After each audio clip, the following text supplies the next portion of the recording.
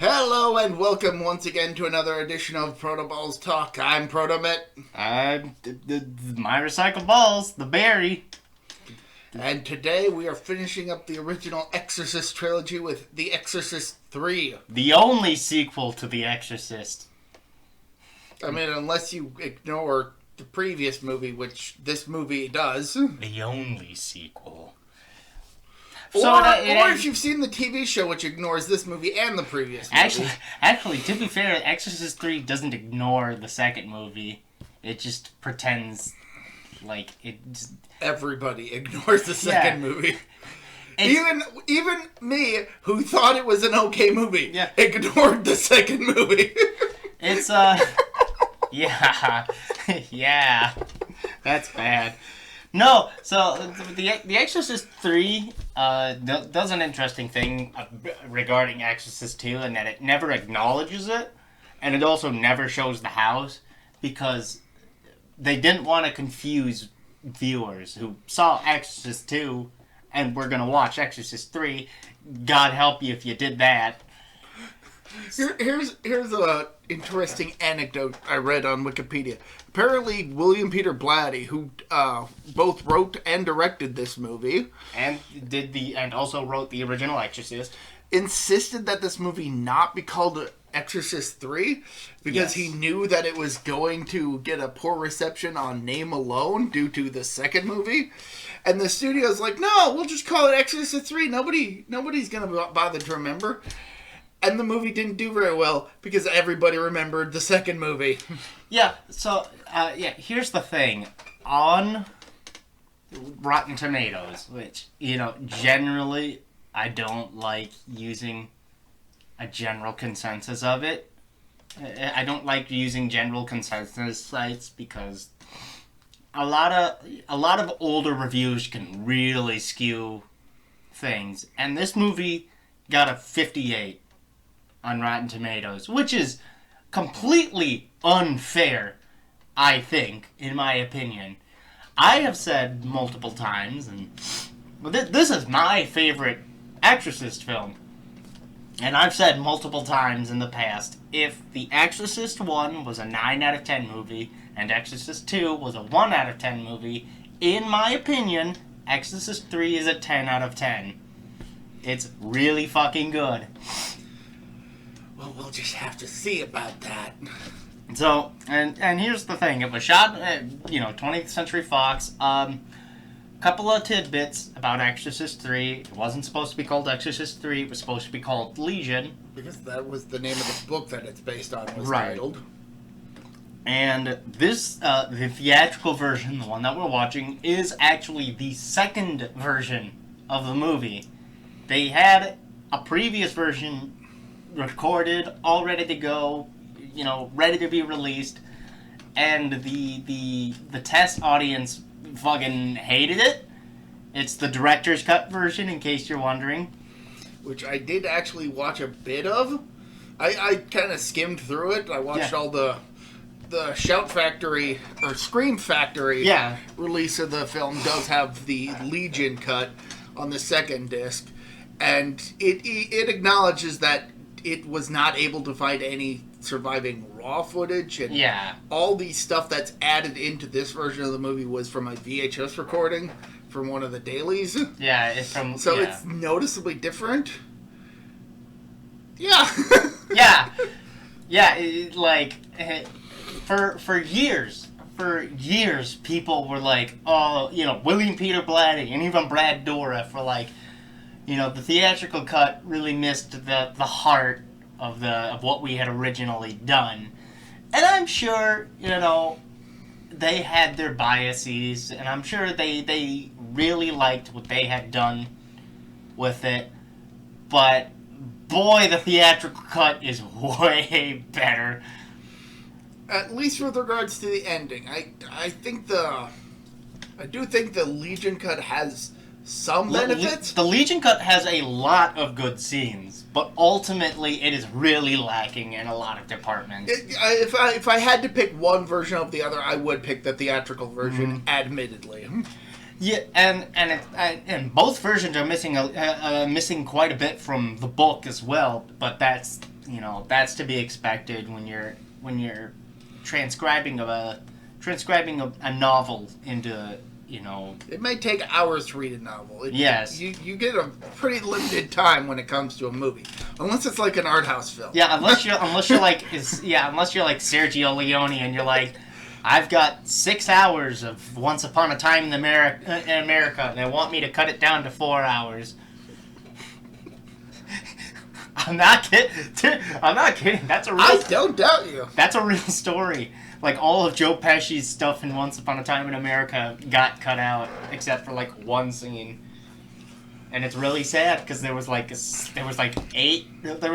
to 8 hours of footage, and it was going to be, like, a 6-hour film, but, I can't remember who did it. I can't remember the production company, but they were like, no, we're not releasing a fucking... I'm trying to think of the name of the artist who did Empire. Andy Warhol? Yeah. Like Andy Warhol's Empire masterpiece or whatever. Which is just several hours of a shot of the Empire State Building. That's the entire film. So, this movie is written and the screenplay is written by and directed by William Peter Blatty, as we mentioned earlier. Originally, William Friedkin was going to do it, but scheduling conflicts. Yes, and interestingly enough, this is 1990. Like, this is right after his career basically hits a nosedive. But John Carpenter was going to do it. Creative differences. But yeah, well, I hear as Carpenter explained it, he realized that William Friedkin really just wanted to direct it. Blatty. Yeah, William Peter Blatty really wanted to direct it, and John Carpenter was like, I think I'll pass. I'll pass and let you... let you direct it the way you want it. And ultimately what we get is the theatrical version of Exorcist 3, which is a really fucking good film. Okay? So, George C. Scott is the headliner in this film, and this is one of his last. This and Juror Number 3 and 12 Angry Men, the '97 television film, are like his two last big major roles, because he is already like in his late 60s by this point. He's either in his mid to late 60s by this point. He's getting up there in age, and it starts really kind of showing. But this isn't the first horror film that George C. Scott did. He also did The Changeling, so he has a bit of experience in these sorts of films. We also get Brad Dourif, who Chucky. The voice of Chucky. And he's fantastic in this film. He is fantastic in this movie. And we also get Jason Miller back from Exorcist 1, Father Karras. Spoilers. Which is not much of a spoiler, actually. It's a 30-year-old film. Well, I was planning on that reveal being where we hit the spoiler. Okay. Oh, well, But then you had to go and say something. Well, he could have been just a cameo. Like the scene where he's getting... Ignore this entire argument. Pretend it didn't happen. Yeah, okay. 20th Century Fox, $11 million budget, made $44 million in the box office, I think, domestically, which is not bad. It made, 4 times what it was. Until you factor in Hollywood bookkeeping. Yeah.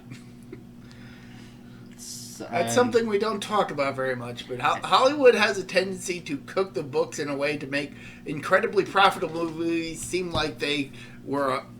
I'm trying to think. There's a couple of films that absolutely flopped. For sure. And the books were cooked to make it look like they were actually a success. But we're not here to talk about Hollywood politics. Yep.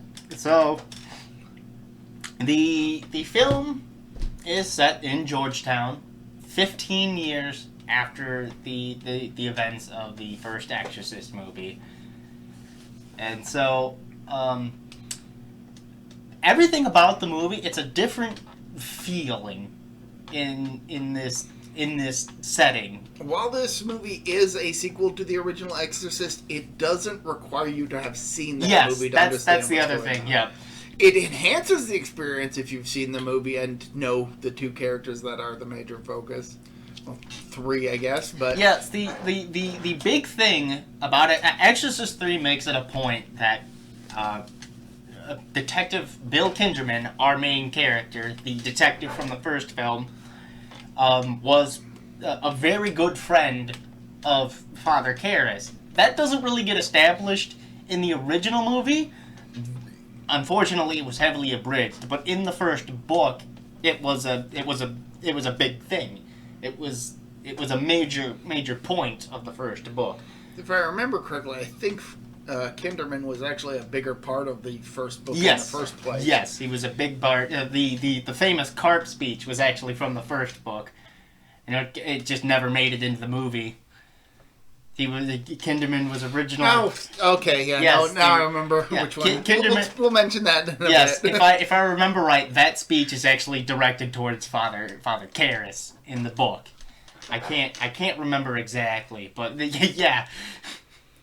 There's oh, I love that speech. But yes, the everything about Exorcist 3 is a very different kind of feel. Compared to the first movie. Whereas the first movie asks, what is evil? Is there evil in the universe? This one is very much the exact opposite. It is a very depressing movie. It asks the question, how with so much evil... evil has already won in this universe. Evil has already basically... one, and the question for the movie is can there possibly be any good in this universe where there is so much evil and malevolence and suffering? And it's admittedly, you saying that, it kind of hyped me up for it being a lot more... it doesn't... a lot more grander than the film actually is. Yes! But I understand what you're getting at after seeing the film. It's more subtle. It's not really in your face. It's a much more subtle movie. Yeah. And as I mentioned, the diner scene that comes up later is very important. It's the crux of the movie, essentially.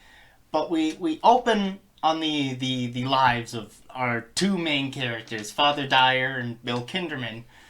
Father Dyer is, he's been going about his business for the last 15 years. He's still a priest. He's changed actors, but that was... So did Kinderman. Yeah, so did Kinderman, which ironically, George C. Scott replaced Lee J. Cobb from the first Exorcist, and the two would have another instance where one would replace the other in a similar role.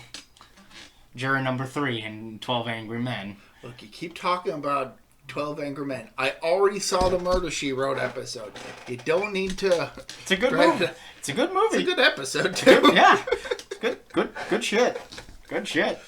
I mean, I'd probably be bored out of my tears watching that movie. But... Oh, no. I think you'd like it. It's a very dialogue-heavy film, but it's really good and really intriguing. I mean, I've seen bits and pieces of it, mostly from you watching, but anyway, let's get back to Exorcist 3. Dude, when I watch movies, I watch the fucking shit out of them. I'll watch them I watch them 3 times a week, just because I'm bored and I don't have anything else to do. I remember one time I watched Harry Potter and the Goblet of Fire 12 times in a row, just because I had literally nothing to do.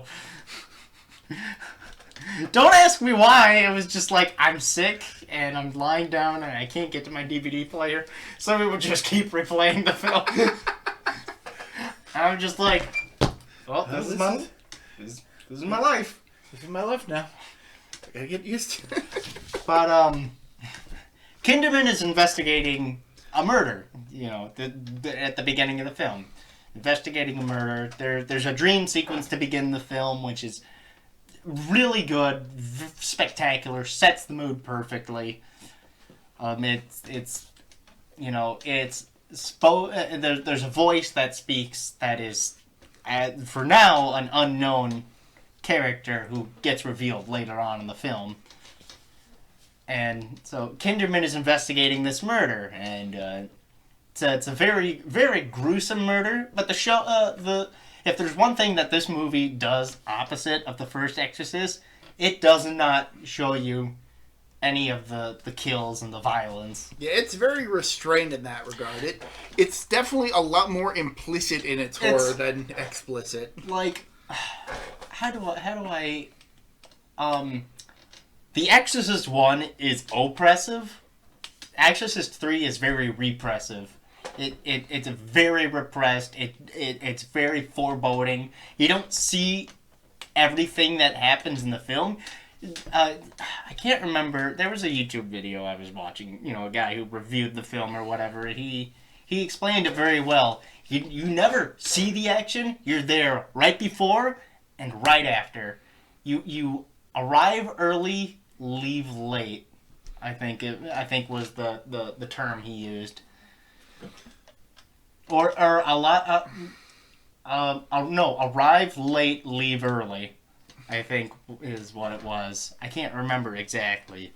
But you never see the actual killings. And I think the implications and the details of it are a lot more gruesome than anything that because the original director's cut showed some of the aftermath and some of the kills. Like it showed how the priest died, if I remember right. Okay, I didn't watch that far back. Okay. Yeah, I think it's the director's cut where it's like, oh, here's the priest. He's decapitated and he's holding the head, or whatever. But that killing happens later in the film. But there's a bunch of killings that do happen. Kinderman is investigating the murder of a young black child. Let's just say what it is, and in a very gruesome and hate crime sort of way. But the details of it remind him of the case from 15 years earlier, a serial killer that went by the name Gemini. The Gemini killer, who, fun fact, is actually obviously based off the Zodiac killer. Obviously. And the reason that he's called the Gemini and he's based off the Zodiac killer is because William Peter Blatty found out that the Zodiac killer saw the first Exorcist. And I can't remember the words exactly, but the Zodiac killer apparently wrote in somewhere and was like, it was the funniest satirical comedy I've ever seen, or whatever. And it's just like, oh, that's fucking gross. I'm trying to remember what movie it was that a character who's clearly evil said that they watched The Exorcist 3 or 4 times and it gets funnier each time. Was that Beetlejuice? Yes! I think it was Beetlejuice. No! Yes. Yes, it was Beetlejuice. Beetlejuice is the one where it's like, I've seen The Exorcist 217 times and it gets funnier every time.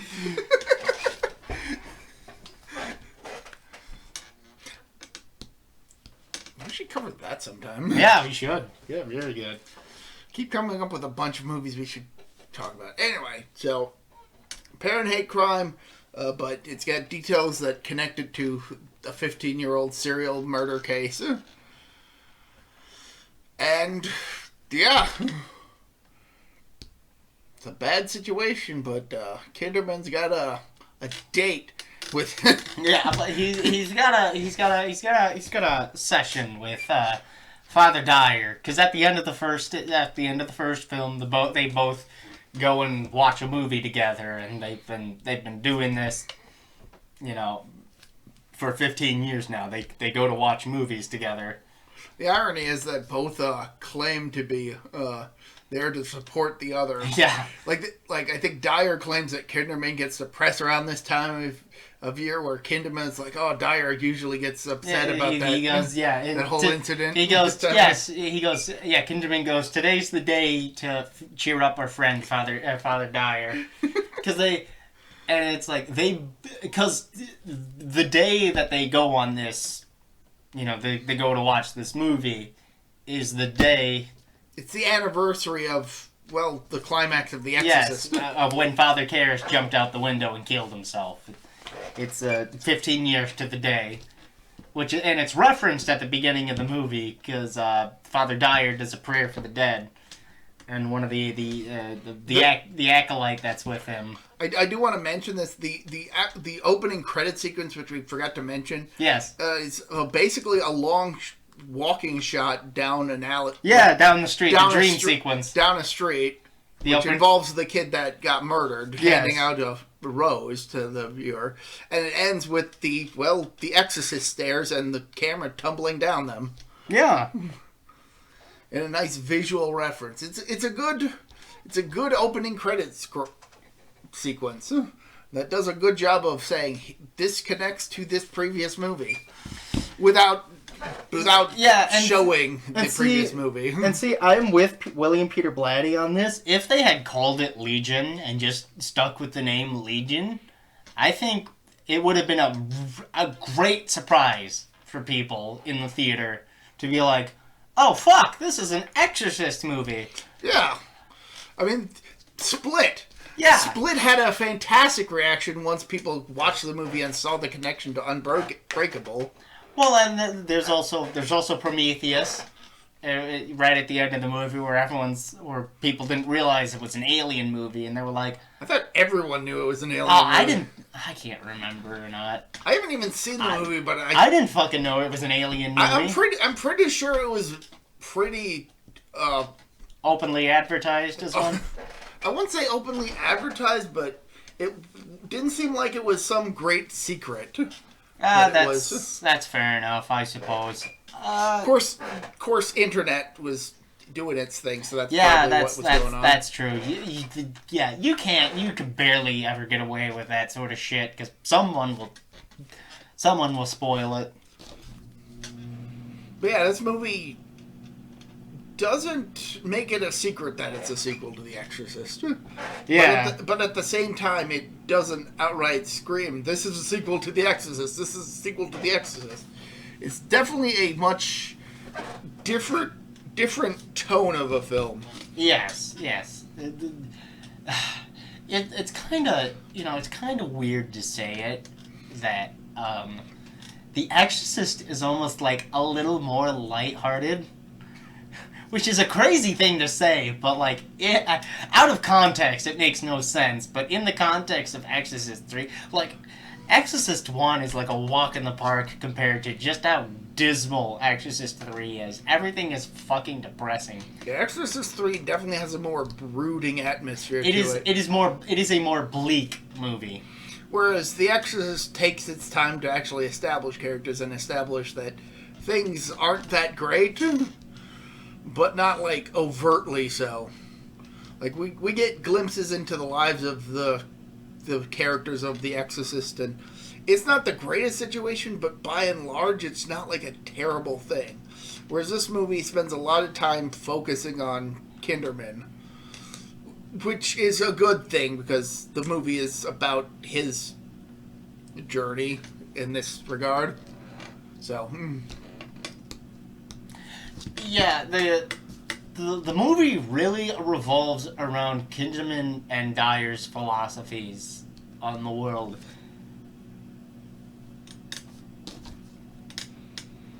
For the record, the movie they go to see is It's a Wonderful Life. Yeah. That has some relevance later. Yeah. They go to watch It's a Wonderful Life. It's, a classic film. Maybe one day we'll do It's a Wonderful Life. Yeah, I'd be okay with that. It's weird considering that it's a Christmas classic, but it flopped when it came out. That's fucking crazy. But now, of course, Citizen Kane did the same thing. That's true. People did not understand Citizen Kane and thought it was way too fucking much. And then it got aired on TV ad nauseum, and everybody's like, "No, this movie has a lot of merit."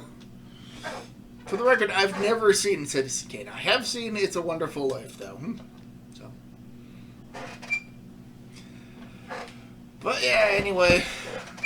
Yeah, and so so after that, there's the famous carp speech after the movie. Dyer and Kinderman go to a restaurant and just kind of sit down and chat. Right before they go to the restaurant, but because they ask each other, "Oh, what do you got planned for the rest of the day?" Because they just finished watching the movie, and Kinderman's like, "I can't go home." Here's the big thing about Kinderman. Kinderman is the best way I can describe Kinderman in this movie. He is constantly on the verge of a nervous breakdown. He has racists for coworkers. His mother-in-law is an anti-Semite, a crazy fucking bitch. He loves his wife, loves his daughter. They're basically the only things that keep him together. He's got a vitriolic best buds relationship with Father Dyer. He's constantly losing the people around him. He is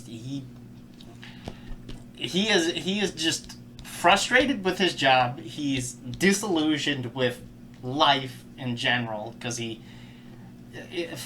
Kinderman is he's a police detective. He has seen the worst that humanity has to offer. He's lost his faith in humanity and in God. And he does express that as much at the restaurant, and basically questions how a god could exist if such horrors exist in the world. Yeah, and this is like the best conversation in the entire movie, the best pieces of dialogue, because Father Dyer is very positive. Because Father Dyer never lost his faith. He still believes. And like Father Karras had doubts about his belief.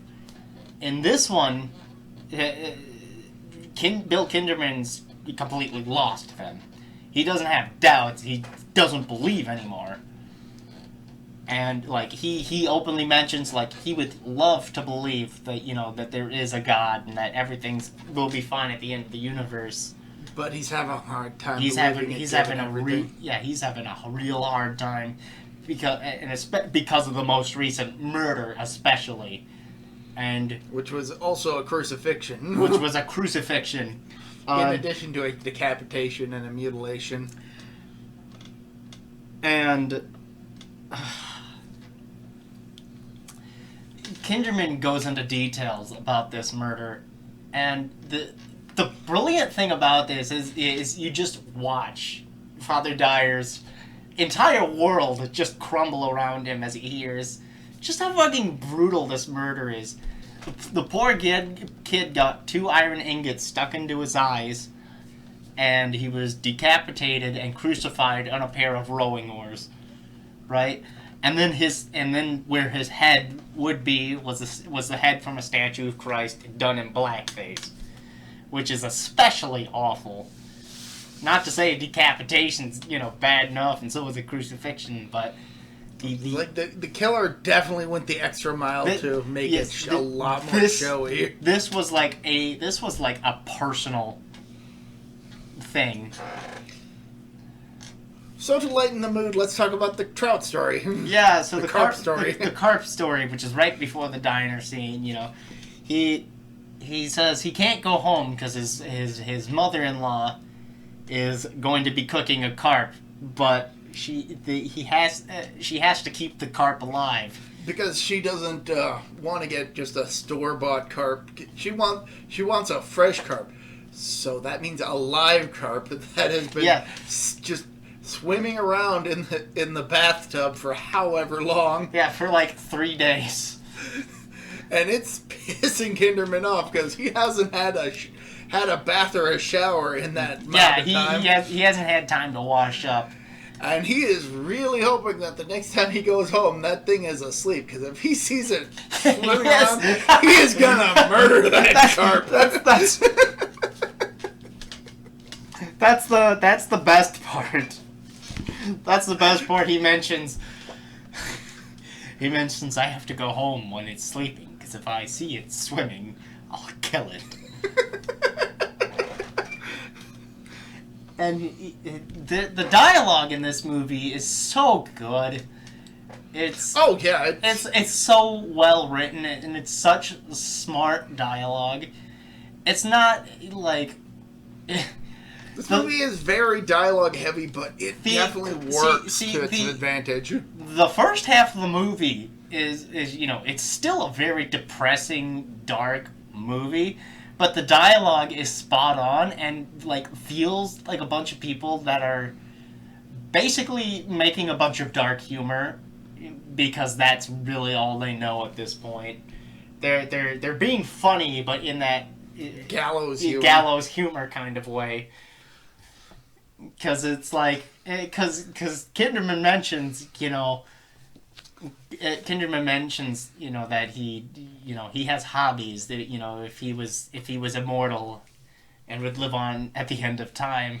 Oh yeah, the conversation about immortality. Yeah, and Father Dyer's like, no, you wouldn't like it. You wouldn't like it. You'd hate it. Kinderman's like, I can find hobbies. Yeah, I can find hobbies.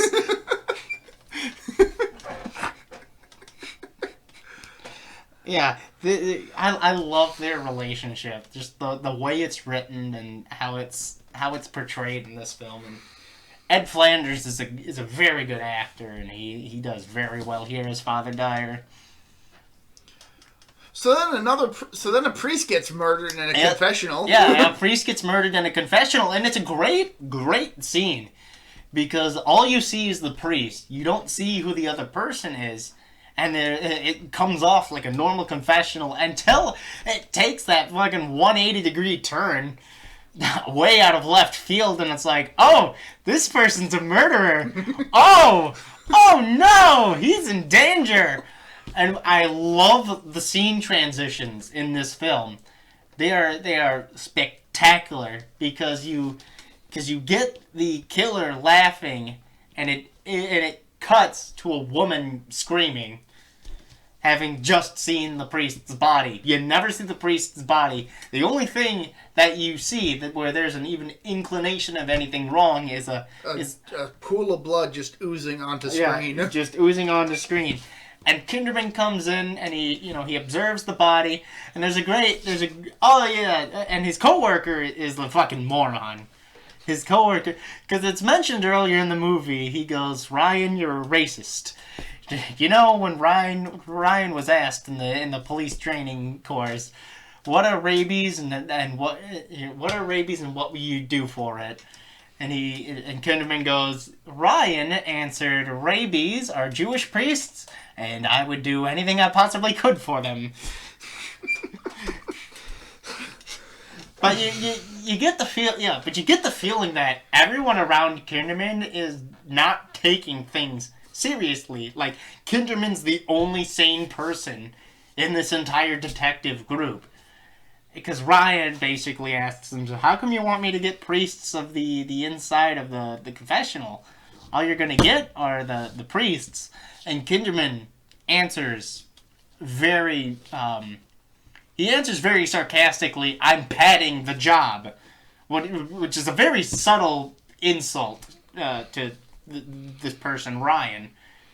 And as it turns out, there actually was another set of prints on the inside of the confessional. Yeah, I've seen a couple people miss the subtle meaning of that piece of dialogue. "I'm padding the job." What Kinderman isn't saying he's doing this, because he wants to get more work hours. What he's saying is, because I want you to do your fucking job properly, you lazy prick. He works with a bunch of lazy people. He wants the job done right, and that's something I think that a few people kind of miss, is that Kinderman isn't. He's taking his job seriously, but he doesn't think everybody else is. Yes, and which is why it always feels like he's on the verge of a nervous breakdown, and he almost does at one point in the movie, before he very quickly pulls himself together. And so the priest is this priest is killed. Father, I believe Father Canavan was the name of the priest, and Detective Kinderman decides he's going to stay in the church overnight and, keep looking around. and whatnot. He gets a good look at the body, and you get very little. You don't see the body almost at all. You do see the hand, though. It is an important detail there that it gets explained a little later. Yes, that gets explained later, but the hand is missing a pointer finger, and that is a very important point for later on in the movie. Now, give me a second. There's a great scene. You know, Kinderman's sitting in the confessional booth where the murder had taken place, or whatnot. After the investigative crew cleaned it out and took everything that they need, and this movie is so good in its atmosphere, and this is one of those scenes where it just has a great atmosphere. It's very dark. It's very foreboding, and Kinderman gets a visit from his detective, his co-detective. I can't remember his name. I don't think it matters. Yeah. Just one of the detectives he's working with knocks on the confession. Yeah, opens the confessional and basically is, we got the autopsy on the boy, and he didn't die from the decapitation. He was drugged with succinylcholine, which is probably the only time we'll ever reference the drug. It does get mentioned at numerous points. Basically, what it does is numb the body and is used for electroshock therapy. Yeah, it's a paralytic. But you need to have, the right dose in order for it to work. If you have too little, it takes no effect. But if you have too much, it immediately kills a person. Yes, and it's a real drug. It's a real drug that's used in electroshock therapy, which is just an awful practice. But this was the 90s. They still do electroshock therapy, which is just inhumane on so many levels. But unless it's for physical therapy, yeah, it's just not humane to do. And so we get the extra detail that the young kid, Thomas Kintry is his name, was basically alive as he was being crucified and shit. He didn't die from being decapitated. He slowly asphyxiated, which is just awful. It's an extra level of just how gruesome these murders are, and it really shows. And again, it's all implicit. We don't see anything, but the way it's described is just like, oh, Jesus. Yes. And I think that is one of the benefits that this movie has. It's restrained in that regard, but it lets the imagination run wild. And that's what I think this movie does so well. And so, I'm trying to think what happens next in the movie. There's a Father Dyer ends up getting hospitalized. But apparently it's a pretty minor thing. It's it spooks Kinderman a bit. Yeah, because Kinderman's worried about his best friend, Father Dyer. It actually reminds me of an episode of Murder, She Wrote I was watching today, where Jessica winds up going to the hospital after somebody has a fainting spell. Yeah. And when she goes in the room, he's basically throwing a party in there. He's in good cheer despite everything. Yeah, that sounds about right. While this isn't quite as bombastic as that. Yeah, this scene is hilarious. This entire scene between Kinderman and Father Dyer, because Father Dyer's reading women's wear magazines, and because he got through all the other magazines. Yeah, he got through all the other magazines, and Kinderman mentions, shouldn't you be reading scriptures or something, Father? And Dyer shoots back, well, the Bible doesn't give you all your best fashion tips. And there's mention of Father Dyer's brother, Eddie, who was killed in Vietnam. And it's like, well, there could be some connection between this and your disease. They both just completely shit-talk each other. But you could tell Kinderman's, worried about Father Dyer. But at the very least, somewhat relieved that it wasn't anything serious. Yeah, it wasn't anything serious. And there's a great reference. There's a great piece of referential humor because the nurse comes into the room and gets the wrong room. And Father Dyer is like, "May the Schwartz be with you," which is a reference to Spaceballs. I don't know if it's a super important plot detail, but there is a scene in the Legion cut where another nurse comes in to draw some of Dyer's blood, and he's like, "Somebody already came in and drew blood," and then she goes like, "Okay, who the fuck came in here and drew him?" Fucking man. Oh no! So that was the who stuffed this guy. Who stuffed this guy? Yeah. There's just a random cut to a lady who just screams, "Who stuffed this guy?" And, that had to have been part of it, that somebody already drew his blood and she was pissed. So... I'm pretty sure that's an important detail that the theatrical cut cuts out. Yes. I might be reading too into it, but we'll get into that later. Well, it's a great piece of foreshadowing. Oh, definitely. Yes. Because you're not supposed to draw too much blood from a human body. And so... Kinderman's relieved and whatever, and he goes to leave, and there's a great shot of him by the elevator, and he walks into the elevator, and right behind him is a beheaded statue of Christ, which is a great piece of cinematography. Oh, yeah. and so, Kinderman goes to bed that night, but he worries about his daughter as well, because his daughter Julie is always out late because she has dance class. This is a very important point. We'll put a pin on that. And God, we haven't unpinned a lot of things. Pepe Silva. Oh, okay. I haven't even seen that show to get that far. I just know that meme. Yeah. I'm pretty sure that's a Always Sunny in Philadelphia yes. thing. Yeah. So Kinderman has a weird dream, and this is just a wacky scene, but I don't think it's out of place for the Exorcist, especially taking into account Exorcist 2. But basically, Kinderman has a dream in which he arrives in a train station that is an allegory for heaven. Actually, limbo. It's an limbo, but like. It's chock full of angels, including Fabio. Yeah, Fabio's there. There's a cameo from Samuel L. Jackson. He's straight up there, but he's dubbed over. So I didn't even realize it was him until you said that he was dubbed over. I was like, oh yeah, okay, I can see that then. Yeah.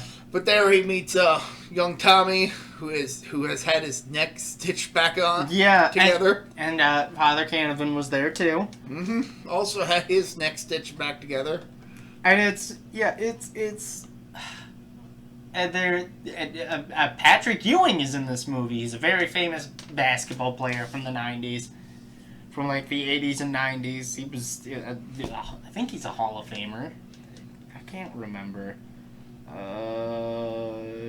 Yes, he's a Hall of Famer. But what surprises Kinderman during this dream is eventually he comes across Dyer. Yeah, Father Dyer, and here's the thing: is that Patrick Ewing's angel is the only black angel there, and has black wings. He's very clearly supposed to be the angel of death, and he has tarot cards with him, and he keeps playing the Hanged Man. And, Kinderman's like, I wonder if both of us are dreaming about this. And Father Dyer very, what's the word? Very, poetically is like, I'm not dreaming, Bill. And, Kinderman gets a call the very next morning. And we don't hear the other line. But Kinderman rushes to the hospital to find that Dyer has... Again, another brilliant scene transition. Oh, yeah. Like, the segues in this film are beautiful. They're very good. The atmosphere is very good.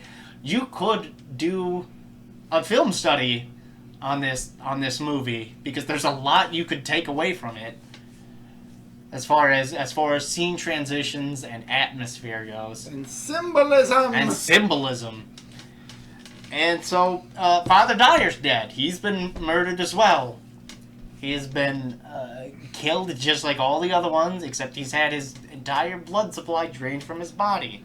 And neatly stored into sample jars. Yeah, the sample jars. That are just on the bedside table. And the only piece of blood, and the only, part of blood that isn't there is on the wall, which spells out, "It's a wonderful life," with 2 L's, a very important point.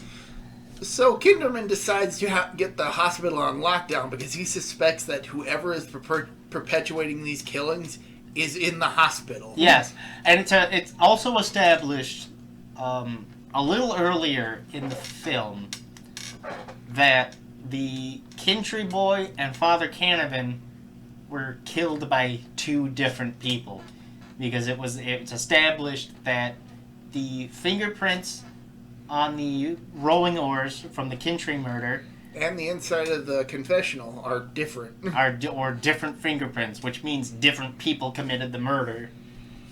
Which perplexes Kinderman, because as he has to explain to a very upset head of the hospital, yes, that all the details of all 3 of these killings line up eerily similar to the Gemini killer from 15 years earlier, and actually goes into detail about the various details of the killer, the removal of the middle finger on the left hand, the scrawling of the Gemini symbol on the back, and other details. Yes, and it's in this scene where Kinderman has his nervous breakdown, and he reaches his breaking point, essentially, because everyone's yelling at him. He just lost his best friend. His best friend had just gotten murdered in one of the most brutal ways, most gruesome ways anybody can possibly die, getting drugged and exsanguinated. And the head, the head of the president of the hospital is fucking screaming at him and won't fucking leave him alone. And so he breaks down for a second. He almost starts crying, and he has to take a minute to regain his composure before he continues on with his speech. And that is the reveal that, hey, what I just told you, that's all a bunch of bullshit spread out by the rich. That's all the details that we told the press. Yes. But they weren't accurate. It wasn't the middle finger on the left hand, it was the index finger on the right. And the Gemini symbol wasn't scrawled on the back of on the back. It was scrawled on the right palm. Right. And he explains that the reason that they presented false information to the press was to basically weed out any of the crazies who were making claim to the killings, and using those details rather than the actual details of the cases. Which, fair play on their part. And so, there's a great piece where right before he goes on to explain why it's important to lock down the hospital and get fingerprints and everything. He's investigating the psych ward because the nurse who is taking care of Father Dyer, and who had actually discovered the body, had, just before discovering the body, found one of the psych ward patients passed out on the floor outside the room. And it's a Mrs. Clelia, who is supposedly a quasi-catatonic character, and she there's a great scene where she asks Kinderman, "Are you the radio repairman?" and she's holding nothing in her hand. Yeah. And Kinderman goes, "Yes, I'm the radio repairman. Can you fix the radio?" Well, what's wrong with it? It's got all dead people screaming. Yeah, and it's established that in Kinderman's dream, in quotations, that the Samuel L. Jackson is it tells somebody who's talking into a radio that the living are deaf. They don't want to listen to the dead, and which is a great, it's a great a brick. It's not really a brick joke that that boomerangs back at you, but it's more like a it's a blink and you miss it sort of. Oh, I get it now, okay. And it's referenced again later in the film by a certain character. But anyway, Kinderman's like, I'll take a look at your radio, and she goes, I knew you weren't a radio repairman. This is a telephone. Don't worry. Again, she still doesn't have anything in her hand. Don't worry about it. Everybody makes the mistake. And it's very clear that this character doesn't have the mental capacity. Yeah, to commit a murder, especially a highly technical one. Yeah. So, actually, before even getting to the psych ward and before even getting the ire of the head of the hospital, Kinderman is taken to the more extreme wing. That one's right. Yeah, that one's right after meeting Mrs. Clelia. He goes into the deranged section. So he goes to the psych ward first, then goes to the more extreme wing, and then, which has the more deranged patients. And then we get the meeting. And then we get the meeting with the head of. We kind of jumbled around the order of events, but don't worry. The important stuff is still presented.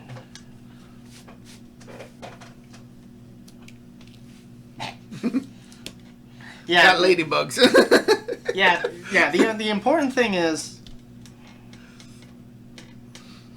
This is going to be so confusing to anybody. We just suddenly stop talking, and then I'm like, ladybugs. Yeah, you're fucking insane. No context. No context. So yeah, and he gets Bill gets his name called from someone in one of the cells, but before he can actually go and investigate, he gets called into the office basically by the principal. You can't do this. You need a court order. Blah blah blah. And basically, the important thing is that it's not the left hand. It is the pointer, the index finger of the right hand, and it is on the palm of the left hand from which the Gemini is written. Would leave his mark. And he would leave a double L at the end of his. At the end of his letters and everything. It's a wonderful life. He would always use an instance where a double L wouldn't be necessary, but would still used it in a message. Yes, as sort of his calling card. And ultimately, and the important thing is that he would also only kill people whose name starts with K. And there's a bit of trepidation from the head doctor, because he's like, okay, well, what about Father Dyer? His first name's Joseph. And Kinderman points out, well, his middle name is actually Kevin, which sounds contrived, but it works. It works in this instant, because let's be honest, It kind of has to work, but at the same time, we're willing to overlook the contrivance because it becomes relevant later. Yes, because it gets called out later. Yes, in the film. Yes, it's a reach. It's an intentional grasping at straws. But nevertheless, there's an interesting piece of dialogue in the morgue later on, where the mortician is basically showing him this huge, basically spring-loaded scissors that are used for cutting up corpses. Yeah. And you have to have quite a bit of strength to even get the thing open. But Kinderman notices that there's a stock sticker on the blade. It's a pair of morgue scissors, the surgical shears that is used to rip apart bone, essentially.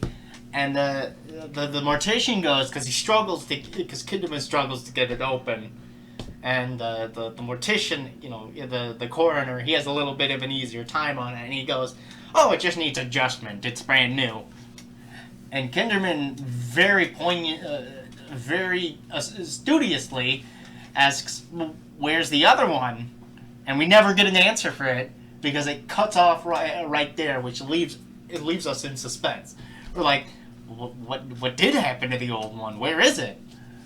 I thought he said that they tossed it because it was old. No, it just went missing. Is maybe I'm just misremembering. Maybe. Yeah. I mean, you've clearly seen this more than I have. Yep. The implication is that somebody took it and they couldn't find it, which lines up very well with the later on in the film. And sorry.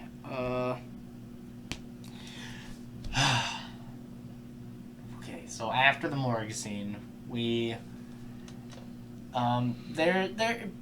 it's basically a little bit of fluff after that, where we get to the important part, which is the Dr. Thomas? Not Thomas. What's his name? Dr. Temple. Okay, Dr. Temple calls Kinderman into his office. And mind you,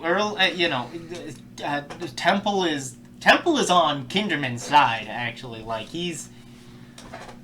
how do we put it? He's very amiable to what Kinderman's trying to do. He's not against what he's trying to do, probably because he knows what's going on. Yeah, because before Kinderman arrives in his office, it's very clear that Temple is actually reading a note that he's supposed to recite to Kinderman, basically telling him about a patient that came in that they got in about 15 years earlier. Yeah, 15 years ago, and his office is a complete mess and everything, full of a lot of occult imagery and such and such.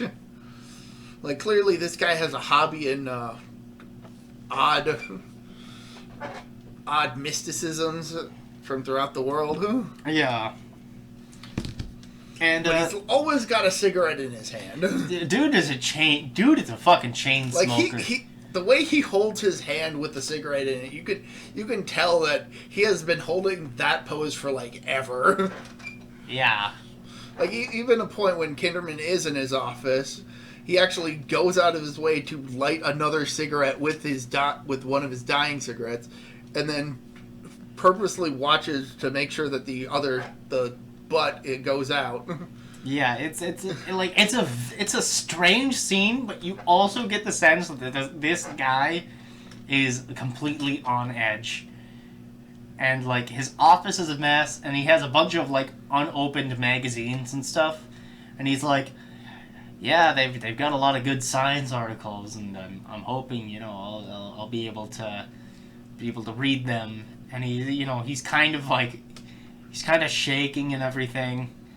He is the dude's on edge.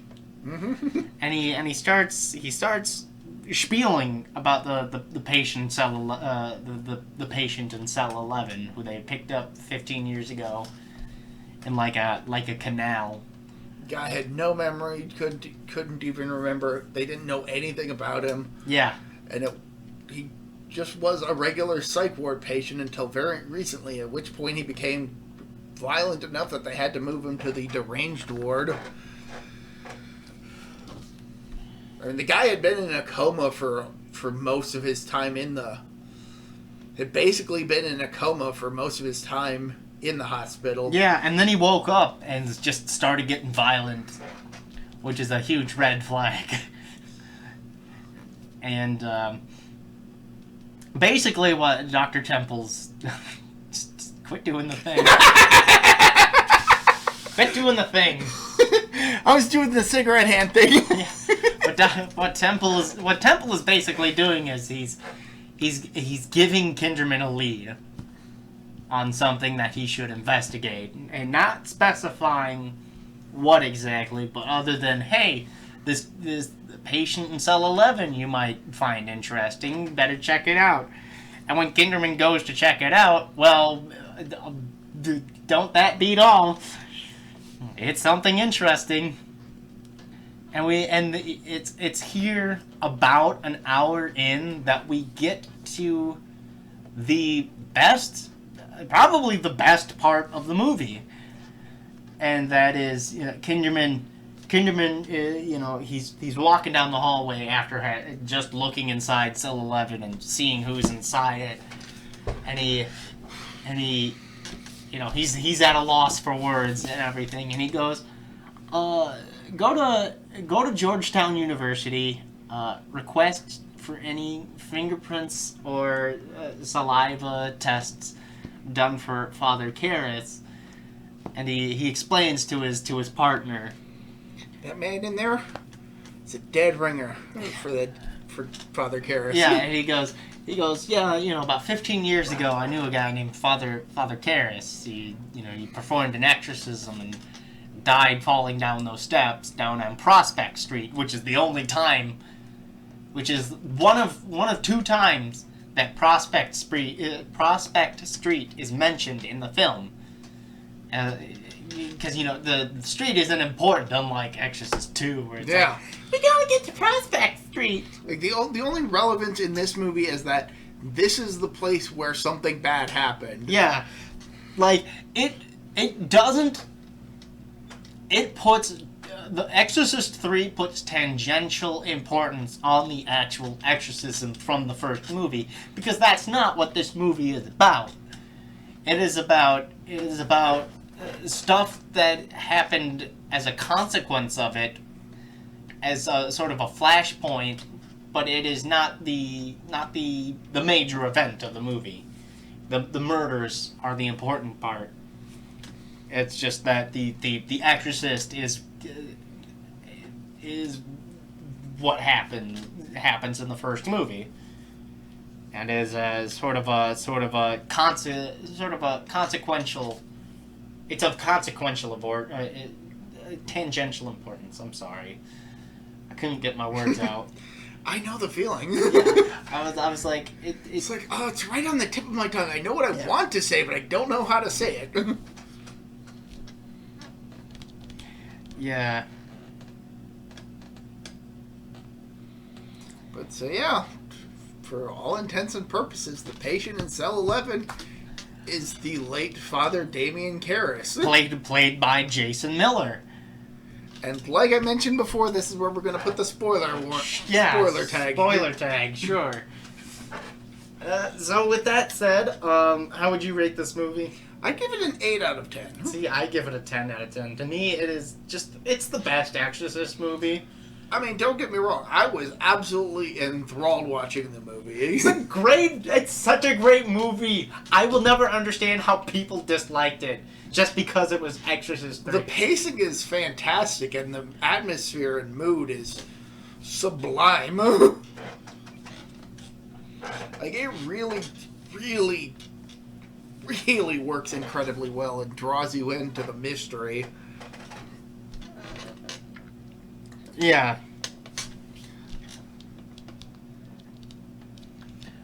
It's a really good movie. I cannot say enough good things about it. I don't think there's even really any negative outside of the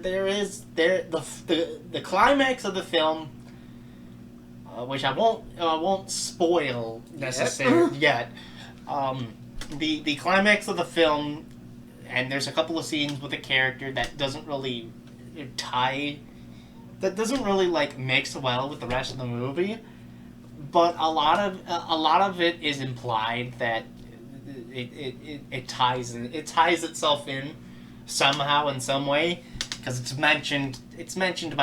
character is mentioned by another character, and this character almost doesn't interact with anyone else. He's just in scenes by himself. Yeah, admittedly, that's one of the major flaws of the film. And we haven't even mentioned this character, despite the fact that they would have shown up by this point. But that's because they really kind of feel a tad shoehorned in, or at the very least, they don't They're like a puzzle piece from another puzzle, but that just happens to fit right into the hole. But you can definitely tell that it doesn't quite belong. If that makes sense.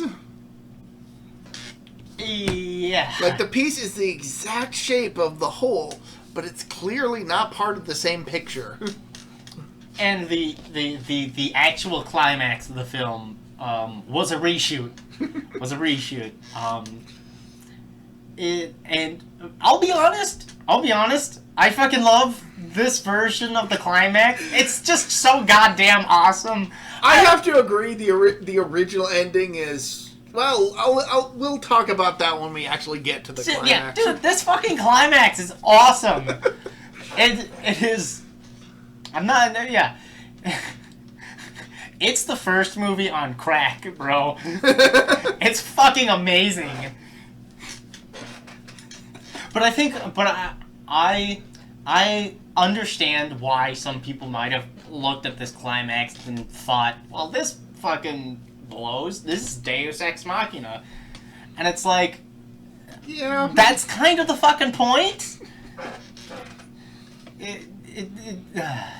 I mean, it's a movie called Exorcist 3. I'm not sure what they were expecting. Nevertheless, who's your favorite character? I can't say because that's a spoiler. Okay. All right. Okay. I mean, I will gush about it when we start. Is it the one that we're just about to meet? Oh yeah. Yeah. I think my favorite character is Kinderman. Kinderman is he's such a great grounded character, and I keep mentioning he's just on the verge of just losing his shit, and he's tired and he's frustrated. He works with racists and idiots. His family life, is not the greatest. Not the greatest. Not far from the worst, but it could be better. Right. I mean, at the very least, he's got the wife and kid going for him. Yes, and he loves his wife and he loves his daughter, and that's the important thing. That's what's keeping him. And I don't think he even tells his family that Father Dyer dies, because they don't. I imagine it's because it's an active investigation, right? And he's just like, I can't let them know that a family friend has been murdered in a brutal... It's a bit of a mystery why he's even still on the case, since technically it'd be a conflict of interest. Right. But it's also... But it's likely he's still on the case because he's the only one who can fucking get these people to fucking do their job properly. That is fair. So it's likely a case of, this would be a conflict of interest, but you're also our best detectives, so we're gonna let you keep it. We're gonna let you stay on it because all these idiot other guys would botch the shit out of it. And Kinderman, this is a very different Kinderman compared to the first movies, who's very lighthearted. He's kind of a funny guy. He's not sarcastic and he's not snarky in the first movie. But what I like about it is that this feels like a natural evolution from a younger cop, a younger detective who's, a bit younger. He's a bit more positive. He hasn't seen nearly as much fucked up shit. And he's more ambivalent to people. And here... Kinderman is he's tired. He just wants to go home. He's perpetually at a loss for words regarding his coworkers, and he's just tired, man. He's tired and he's seen too much bullshit, and so he's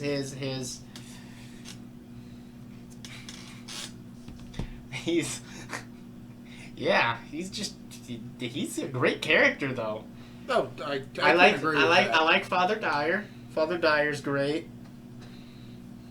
But yeah, probably the best character is the one that we're just about to meet. Yeah. So, before we get to this spoiler well, what's your favorite scene? Pass for now. Pass for now. I'm sure we'll get to it. Yeah. I like I said, my favorite scene in the whole movie is probably the diner scene because it's the crux of the whole movie. It is the ever-present question throughout the movie. Can there be good in this world filled with evil? And Kinderman's philosophy is that God doesn't exist and that this entire world is doomed to be evil. And Father Dyer's philosophy is that God does exist, and there'll come a day when suffering will end. We just have to endure it. Which, I get both philosophies.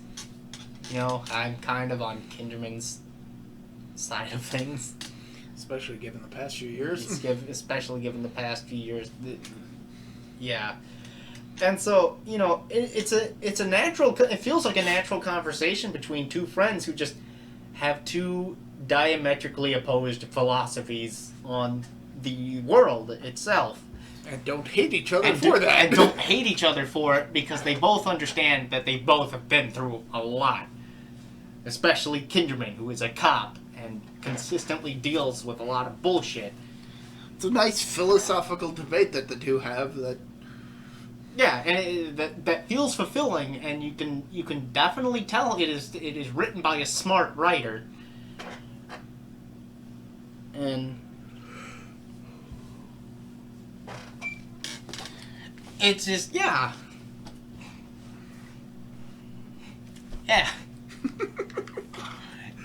Sorry. So what's your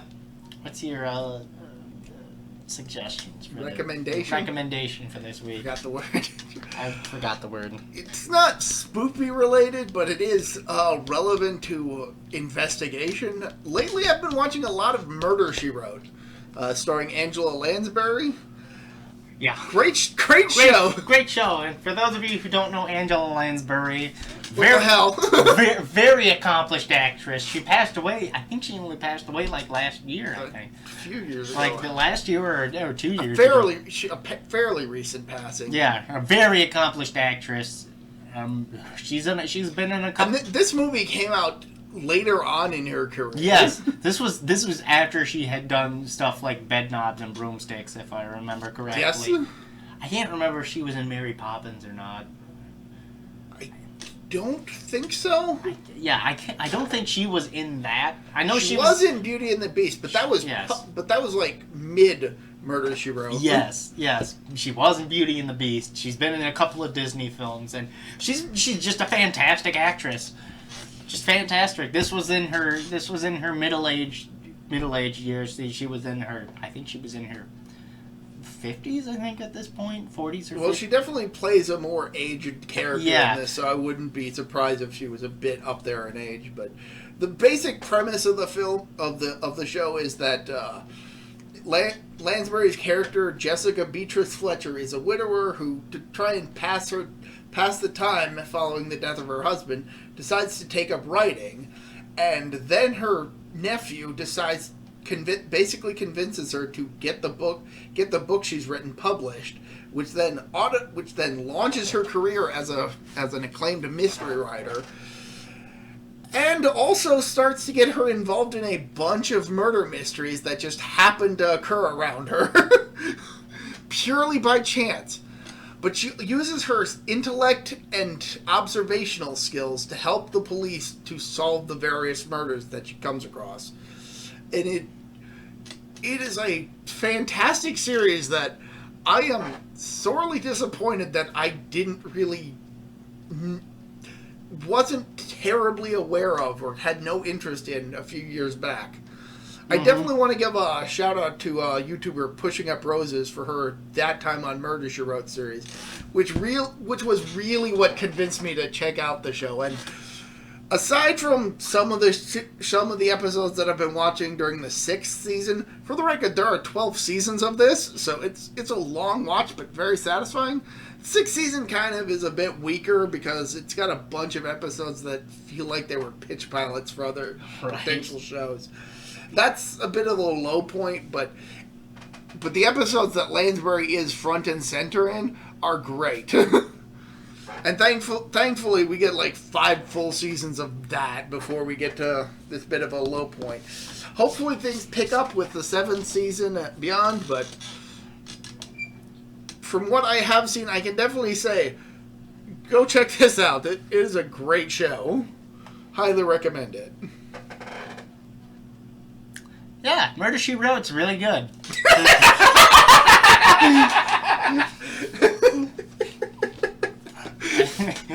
Yeah, I mean, I don't know what else to add to that. Murder, She Wrote's really fucking good.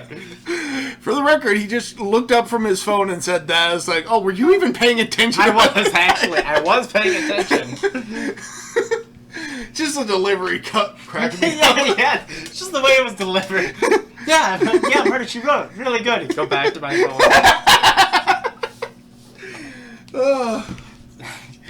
Yeah, I don't even know what my recommendation would be this week. Fuck. Yeah, I don't really have one. I didn't think of one. I wasn't thinking of one this entire week. Neither did I. I just was also thinking about Murder, She Wrote lately since I've been watching it. Pulled it out your ass. Kind of, but kind of is relevant since it's an investigative series. Right. Yeah, I haven't really been looking at anything new. You know, there's not really anything that I would recommend that because we haven't reviewed them yet, or they're so popular that like you'd be an idiot. Like, sure, I'll recommend Metal Gear Solid. I don't think I've recommended that before. Metal Gear Solid. It's a great franchise. It's coming out for Switch real soon. So, didn't realize that. Yeah, the Metal Gear, like it's a whole Metal Gear Solid collection. For Switch, they've got a whole collection. The first volume of the collection, it's Metal Gear, Metal Gear 2, Metal Gear Solid, Metal Gear Solid 2, Metal Gear Solid 3, and then it'll also have the virtual missions on there as well. And then it'll also have Metal Gear NES and Snake's Revenge as bonuses. Well, glad they're bonuses. Yes. Yes, those games were not the greatest. Well, it's basically the five best games in the series, basically. Metal Gear, Metal Gear 2, Metal Gear Solid 2, and Metal Gear Solid 3 in one package, and all coming to the Switch. Yeah, I'd pick that up. Yeah, and I mean, they're also remaking Metal Gear Solid 3 without... I'm hoping it turns out good. I'm really interested in seeing how it turns out. Yeah. Especially when it comes to the Solid series, those are games that are very narrative heavy. Like the early games, admittedly, I haven't really played much of Metal Gear and Solid Snake, so I can't really say how they play out, but from Solid onward, there is a lot of dialogue and a lot of philosophical issues that are brought up, both with regards to combat and just life in general. Yeah. And technology, and it's got some great stuff that is still incredibly relevant today. I remember a couple years ago, you had recently played through Solid 2 for the first time, and you greatly appreciated it because of how relevant it was still.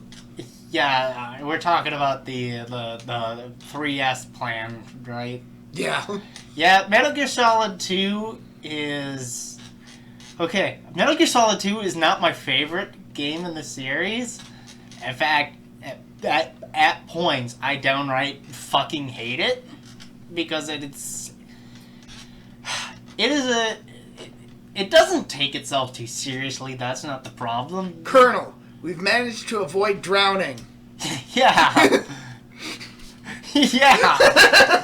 There's points in Metal Gear Solid 2 that just feel so fucking bloated. Why do I have to fight Vamp 5 fucking times in this game? It feels like you fight him fucking forever. And all the boss fights also are kind of a bit ass. I saw a funny. There was a funny video I saw. You know, Fat Man from Metal Gear. Yes, that's like the first boss fight that comes to mind after Vamp. Yep. It's funny because there's a guy who was like, "Oh yeah, you could beat Fat Man in 15 seconds," and I saw him do it, and I'm like, "Wow, that's really fucking stupid. That's stupid easy." But basically, you have to like knock him down quickly and then shoot him in the head a bunch of times, and then like get him at a ledge and make him fall off or whatever. It's really weird. If you got to stick like a claymore down immediately as the fight starts, and then everything. It's really really interesting. But Metal Gear Solid 2 it doesn't take itself seriously. That's not the problem. The problem is that it's just bloated with dialogue. But as soon as you get to like the climax of the game, it clicks. Everything finally clicks in the end, and it does. It makes sense why it's bloated. The entire game is manipulating you, the player, and the 3S plan at the climax of the game is it's crazy because it makes a very good argument for why you should side with the. It makes a really good argument why you should side with the Patriots on it, because it's like, wow, they're not wrong. That's... And for the record, the Patriots are basically the bad guys. They're like a secondary antagonist that you never actually encounter. The Patriots are the overarching bad guys, but they're not the main antagonists of the games. Yeah, they only first become more out in the open about them being a thing in Solid 2. Yes, Solid 1 doesn't, the first 3 games in the series, Metal Gear, Metal Gear 2, and Metal Gear Solid, doesn't even mention them at all. And Metal Gear Solid 2 basically points out that these are people that are in the background. And what's amazing is right at the end of Metal Gear Solid 2, there's a post-credits cutscene where Otacon's like, well, I did some digging into the Patriots, and all of their members have been dead for like 200 years. And it's like, what the fuck? Yeah, no, great games, by the way. Of course, for the podcast, the YouTube podcast, I'm just going to be slapping the cover for the first Metal Gear, because the first 2 games often get looked when people talk about the Metal Gear series, and that is a shame, because without those games, the Solid series wouldn't exist. Yeah, and Metal Gear Solid 3 is my personal favorite of the series. A lot of people would agree on that. Yeah. I think it's the emotional high point of the series, because it is oh boy, it kicks you in the dick and then some. I think it's the only outside of M. Emmerich's death in Metal Gear Solid 2. Metal Gear Solid 3's climax is really fucking sad. I've seen grown men cry at the finish of it, because it's such a profound ending. That the boss's speech especially. Not to spoil too many things. Not like you. I mean, everybody. Without any context, nobody understands what you're talking about. I watched, a couple months ago, I was watching somebody play Metal Gear Solid 3 for the first time, and they get to that climax, and it kills them. It fucking destroys them. And it's like, because they started playing the first game and the second game and got to the third game and everything. And then, blind. They didn't know anything about the series, aside from the memes. Nano machines, son, which is a whole other can of worms. Yeah.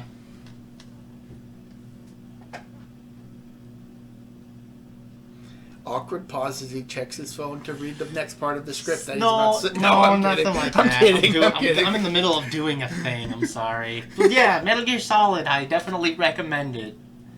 I definitely recommend Metal Gear Solid series as a whole.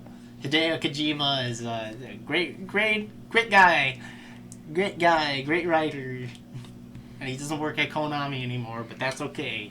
Because, let's be honest, Metal Gear Solid 4 and Metal Gear Solid 5 really did not end well. I think people still liked 4.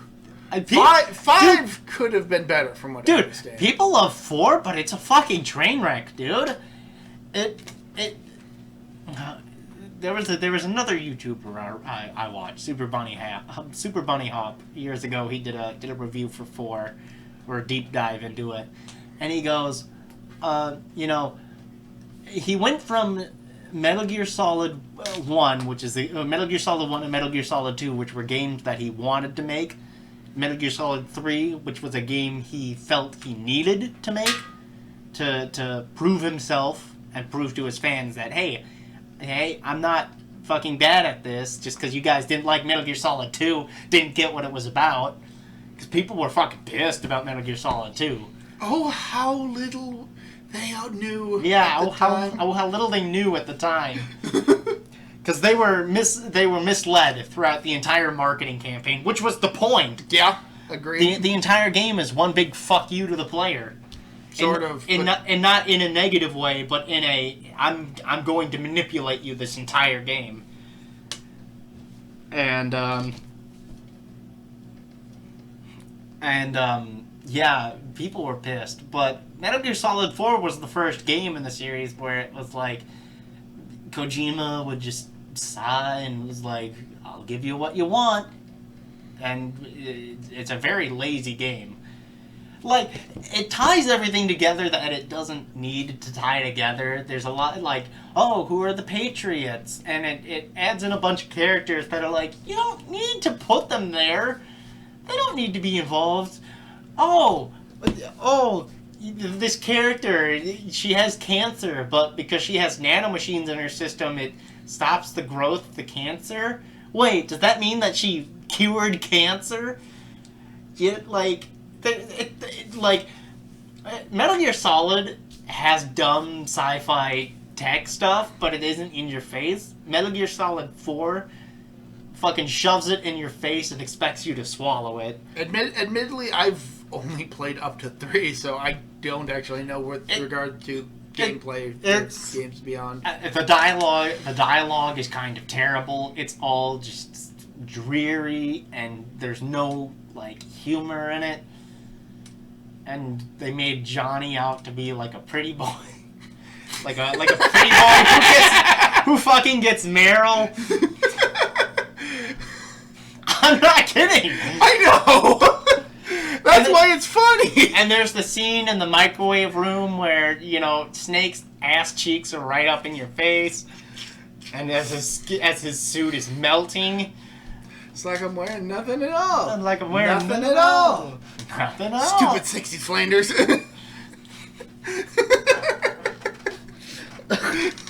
Yeah, man, I call it it's a train wreck.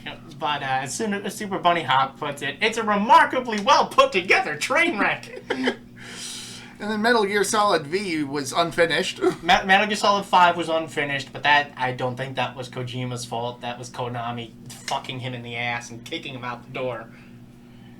Didn't even give him a reach around. Yeah, I just remember seeing the first image of Kojima after he left Konami, and he looked like he had just recently been released from a POW camp. He looked so weathered, but relieved to finally be free. Yeah.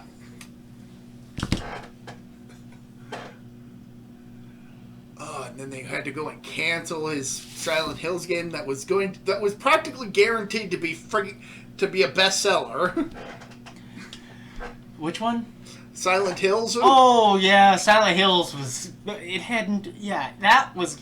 I remember when I played PT, and I got the ending, got the reveal spoiled for me by the person who was in the room, who basically went on their phone and looked it up because they didn't know what it was about, and they were like, Silent Hills PT, and I go, what the fuck? Come on, dude. You couldn't let me figure it out for myself? Oh, and then it got canceled, and I was so mad. I was like, what the fuck? It's like that game was guaranteed to succeed. It was a new Silent Hill game. It had Kojima attached. And then retroactively you end up learning that had Guillermo del Toro and Junji Ito attached to it as well. Guillermo del Toro and Junji Ito were attached to it. Like what the fuck? Come on, dude! I mean, a horror game with Junji Ito involved? Hotcakes! Sell like fucking hotcakes! Especially considering it was a Silent Hill game, and basically anything written by Junji Ito could very well fit into a Silent Hills universe. It's very Silent Hill already, with all the goddamn body horror and shit.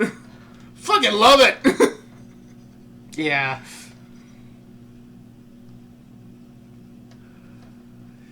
Anywho, should we get back to Exorcist 3 now? Yes, we should get back to Exorcist 3. Alright, so when we last left off, what's his name had been revealed to be Father Karras. Maybe. Yeah, it looks like the guy looks like Father Karras, and it's Jason Miller, who is Father Karras in the original film. And it's such a wonderful scene. This is a great scene, and the Patient X is what he's called in the novel, because they can't confirm that it's Karras because they don't have enough of the medical identification to make that assessment. Plus, technically Karras was buried and interred in a cemetery. So as far as they're aware, this guy just looks like Karras. Yeah, and to Kinderman, it looks like Father Karras, and there's a very poignant line later on in the scene when the major thing happens. But Patient X is like, he's basically like, oh, I'm the Gemini killer, James Veneman. I killed the black boy in the docks, and I killed the two priests. And tell the papers that I'm a Gemini. I'm still alive, brother. But you went to the electric chair. Yeah, and Kinderman is in denial. He's basically like, nope, the Gemini's dead. And it's a fantastic scene because you get Jason Miller's very naturally low voice. He didn't show up much in the original Exorcist, but also Jason Miller was kind of an alcoholic by that point, and so it kind of fucked his voice up a little more. You can tell Jason Miller looks rough in this, and it looks absolutely perfect for what they're trying to accomplish. Yeah, it ironically looks really good. Like, he definitely looks like a shell of his former self. Like somebody wearing his skin because of how loose it is and how saggy it is. And then he changes into Brad Dourif. Yeah!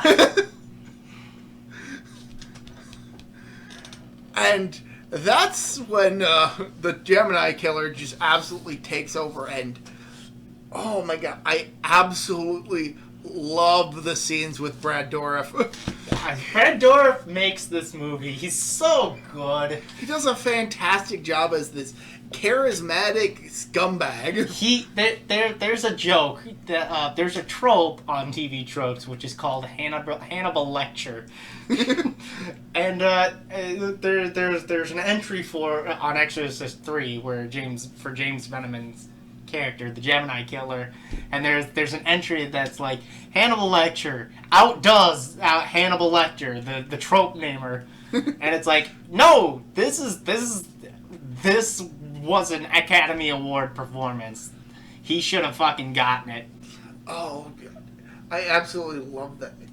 What kind of surprised me was how little actually changed between the theatrical version and the Legion yeah, of the film. The Legion one's a little more subtle. It's a little softer. It's not nearly as loud. I think there may have been some vocal modification, but it definitely works a bit better. The theatrical version has Brad Dourif's voice like modified and fucked up, which really gives off the kind of the feeling otherworldly, the undead feeling of this guy. The not quite human. And while the Legion cut versions are fine, I can definitely tell that they were definitely filmed before what's-his-face, Karras' actor, got brought onto the project. Because it's Dora from start to finish. Yeah, Jason Miller was specifically hired for these reshoots.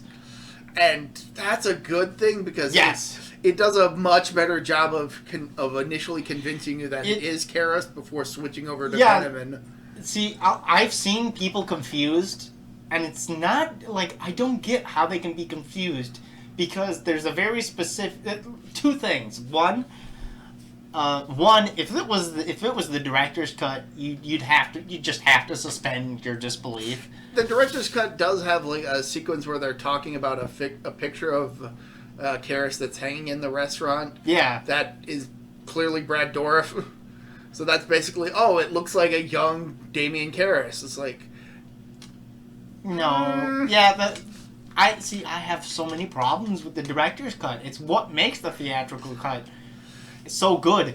I am usually against studio interference. But in this specific case, the studio got it right so much. Yeah. And the inclusion of Jason Miller as Father Karras is so important to the film. And the switching of the bodies between Jason Miller and Brad Dourif, it works. Because Kinderman sees this character as Jason Miller's Father Karras. But... we, the audience, are basically shown what's behind we, the audience, are able to see behind the mask, so to speak. And it's Brad Dourif, who is James Veneman, the Gemini Killer. And I think the movie explains it why Kinderman doesn't see the Gemini Killer as because he doesn't have faith.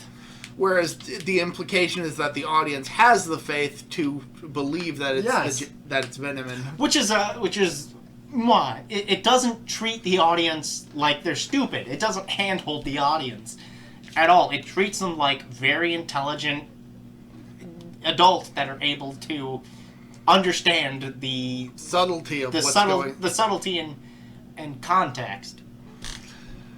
And so Brad Dourif acts his fucking ass off in this scene. Oh, he absolutely hams it up and chews the scenery, and it is a glorious watch. It's George C. Scott chewing the scenery, and then as soon as Brad Dourif gets into the picture, George C. Scott shuts the fuck up and lets Dourif chew the scenery. And it's amazing to watch these two guys ham it up. And the entire movie, Dourif's character is in a straitjacket and chained to the floor. And crying. That's the other thing. That's a really subtle thing. He's crying throughout most of the movie. Yeah, you can definitely spot the tears in his eyes rolling down his cheeks. And I have always interpreted it as Father Karras trying to escape and not able to. He's stuck in this hell. Because it's explained later on in the film that Father Karras is still in there. His soul is still stuck in the body. And he's forced to watch everything that happens in this movie. And so the Gemini Killer is explaining how he killed Father Dyer. And it's so well done. And he goes into the excruciating details about what he did to accomplish the whole bloodletting without spilling a drop. And he does it with such conviction and detail that you just have to believe he did it. And he goes on to explain probably the first Gemini killing that happened well before this movie. And he goes into all the detail. And I like how he ends up capping it off about with like sometimes I can hear her voice. She is screaming. I think the dead should just unless they've got something important to say, they should just shut the fuck up. Yeah, that's a great line. He's like, I wish the dead should shut up unless there's something important to say. Which is significant considering that he's supposed to be a dead guy talking his... Yeah, it's so good. It's such a good movie, I'm telling you. The more I'm hoping the more that we talk about it, the more it's convincing you that, God, this movie's fucking great. I mean, Brad Dourif alone just absolutely makes this film worthwhile because he does... I will say it repeatedly. He does a fantastic job as Venom.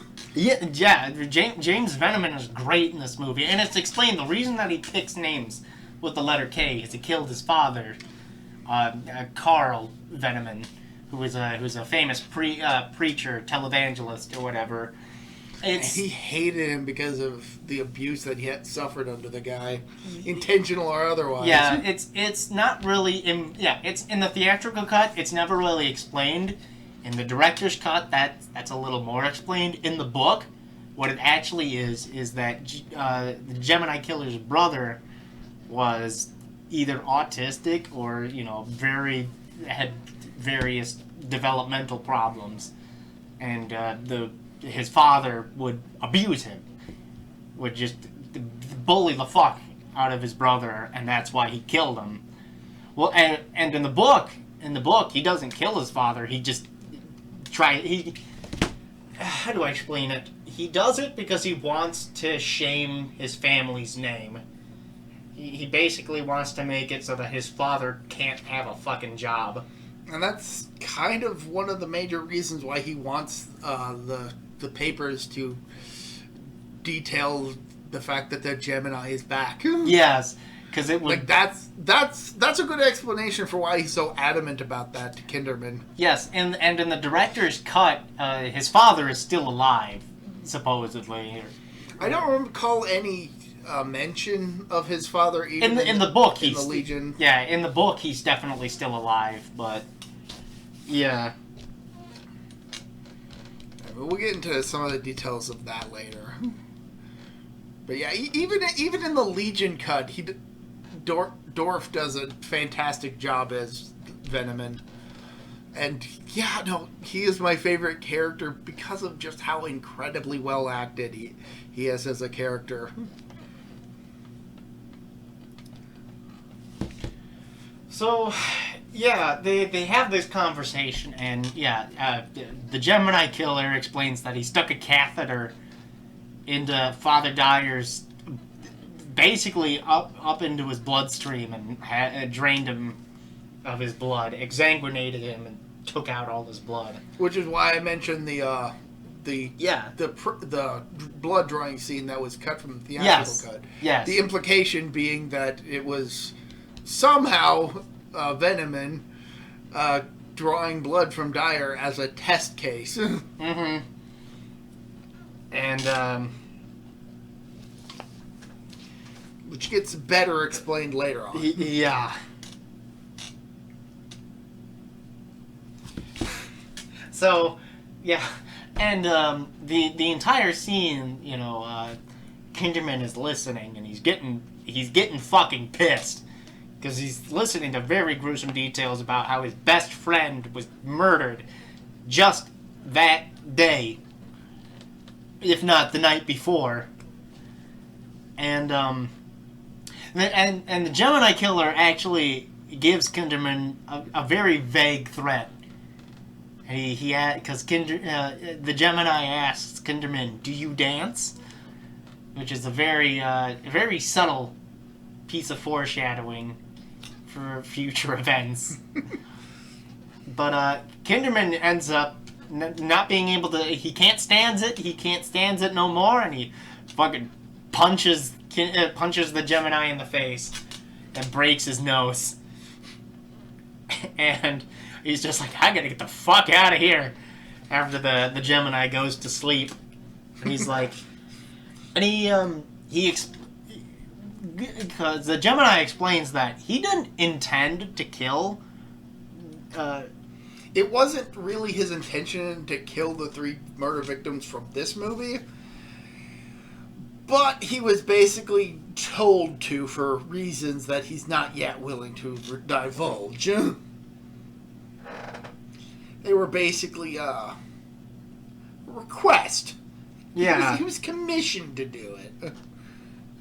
To draw in Kinderman.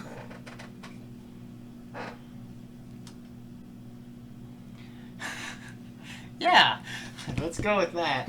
Yeah, it's clear, like, clearly they're it's Pazuzu. Let's be honest, it's Pazuzu that's pulling the strings. The movie never outright says that it's Pazuzu. It implies that it's the devil, but it never outright says so. Yeah, and the reason I like to think that it's a collusion between the devil and Pazuzu. I guess, yeah. Like, basically the Pazuzu convinced the devil to do what ends up being explained as happening. Yeah, the reason behind the killings are not quite understood yet, but nevertheless, Kinderman fucking leaves. He breaks the Gemini killer's nose, who's still strapped into a straitjacket, by the way. So and chained to the floor. And chained to the floor. So not a good look on him. But pretty much everybody just kind of turns a blind eye to it, and the head nurse even bandages up his hand. And at one point, Kinderman goes to a local Catholic church to basically talk with the head priest about Damien Karras and get some other details. It's made even more apparent that this is a sequel to The Exorcist by basically outright mentioning the McNeils. Yeah. Yeah, the scene with Father President and Kinderman, such a wonderful scene, a great piece of atmospheric tone setting, because it's a very quiet scene and it's just the two of them talking, but in the background there's so much going on. Potentially faulty electricity messing with the lights. You hear the clock in the background stops, and the two characters actually stop talking and turn to look at it. Like I said, this is a world where evil has won, and evil likes to fuck with people. And it very much feels like that this is something that these two guys are not supposed to be talking about, but they're kind of forced into that position because they're basically just trying to figure out what's going on. Basically, Kinderman admits that he's grasping at straws here. He doesn't know what he's looking for. He's totally in the dark. And Father President, eventually he points out that, well, it might have something to do with the exorcism down on Prospect Street, which is the only other time that Prospect Street is mentioned by name. And so, at one point, Kinderman goes out into the hallway during one of the partial blackouts, and we see a statue that just strongly resembles the Joker. Mm-hmm. Yes. Holding a knife. Just like Grim Rictus on its face. It's great. Yeah, it's a great... Shit. It was a great jump scare. It's a great jump scare and a great scene. And immediately after the lady bumps into... Alice bumps into Kinderman and hands him some papers and everything. And the lights come back on as she leaves. And it's like, yeah, that's such a great scene. It's just a great piece of mindfuckery for Kinderman. And the Father President, because Father President doesn't see anything that happens. He's just like, I'm getting drunk and I don't care. Because he doesn't care. One thing that I feel that could have been carried over from the director's cut is a mention of the priest that actually buried Karras, who went missing after the funeral, and it just kind of casually mentions that he just disappeared. And admittedly, this is spoiling the final shot of the theatrical cut, but we then get a scene of Kinderman and his partner digging up exhuming Karras's body. Oh, yes. And we get a shot of them looking down into the open grave. Yep. And, basically, the theatrical cut has Kinderman revealed to the priest president, the father president, whatever you said, that he strongly thinks that the missing priest is the one that was in the coffin because he suffered 3 heart attacks. Yeah. 2 of which the father president accounts for, and the 3rd he believes to be what killed him. Exactly. And that the casket was buried with him in it and not Karras by accident because they didn't think to check the body. Which, again, I feel that this should have been in the theatrical cut because it gets brought up later. So it being brought up later just kind of feels a bit off without this reveal. Granted, the fact that the shot of them looking down into the open grave is a good way of ending the theatrical film for what it is, but it does kind of cause a bit of a continuity snag. Yeah. Not quite an error, but something that could have been a bit better handled, in my opinion. And the theatrical cut doesn't have that scene about the missing priest, but the connections are made about the exorcism on Prospect Street, the Reagan McNeil exorcism from the first movie. Basically, Canavan was the president back then that allowed Father Karras to perform the exorcism. He was the one who gave him permission. Father Dyer happened to be Father Karras. Associated with both Karras and the McNeil family. Yes. And the kid was actually the son of the lady who figured out that Reagan's weird language he was speaking was actually just backwards English. Yes. And so we cut to another great scene, probably the most famous scene in the movie, the hallway scene. Where a night nurse is just kind of hearing a weird noise, goes to check. Amy Keating. It is the character that shows up earlier in the movie that gets the wrong room. It's the one that Father Dyer says, "May the Schwartz be with you," and whatnot. And she very symbolically wears a red shawl. She has like a red dress over her cardigan. A red cardigan over her nurse's outfit, which is very symbolic, specifically for this scene.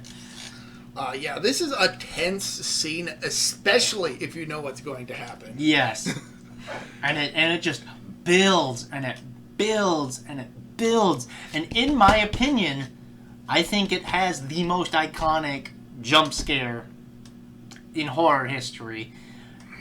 Because there's nothing that beats it. Because the way it's structured, you get a fake out, and then you get another 2 minutes of nothing happening, where it's like, okay, so we already had the jump scare. All right, we're good. And then the jump scare medical happens, shears. And then she autopsy shears. And then you get this shrouded figure with the giant medical shears just following after Amy as she walks away from her room she just checked and confirmed was seemingly empty.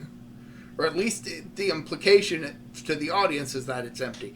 She may have just not noticed anything out of the ordinary, only for us to get jump scared. And again, you don't see anything. It's all implicitly revealed through dialogue what happened. And it was, as the other investigators informed Kinderman, she was she was cut open and filled with rosary beads. with Catholic rosaries, which is just horrible to think about. And then they find Dr. Temple having committed suicide by overdosing on the the paralytic agent. Yep. So 2 more deaths. That we're up to what? 6 deaths now? Yeah, we're up to 6 deaths now.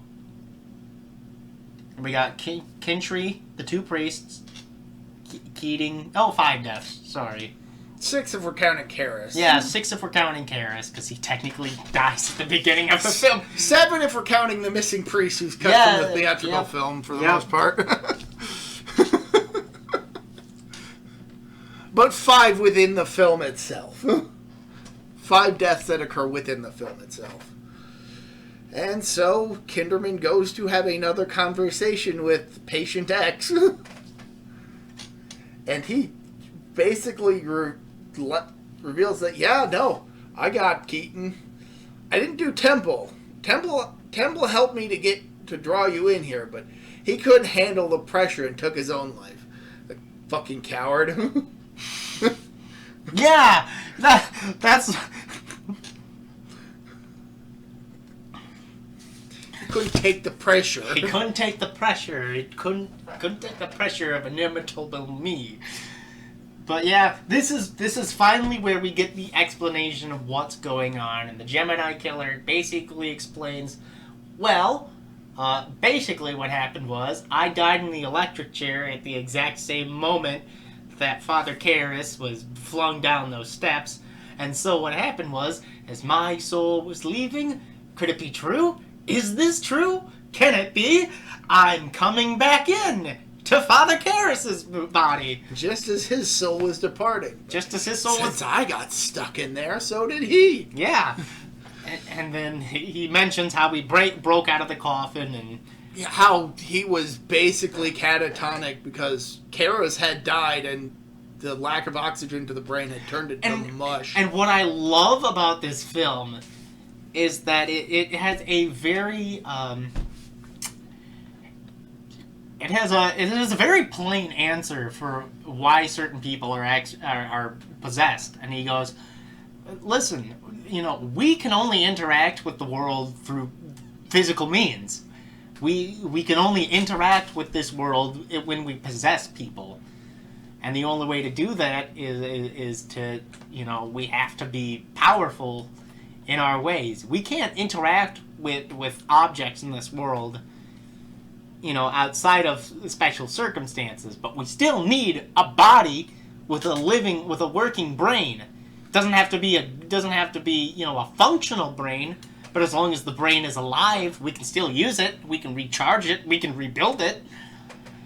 And it's like I like that answer because it's a very pragmatic way of looking at it. Like, how come if ghosts possess other people, how come they can't be telepathic and use telekinesis and the stereotypical possession ghost shit where it's like, they move objects around and shit, and it's like they still need a body.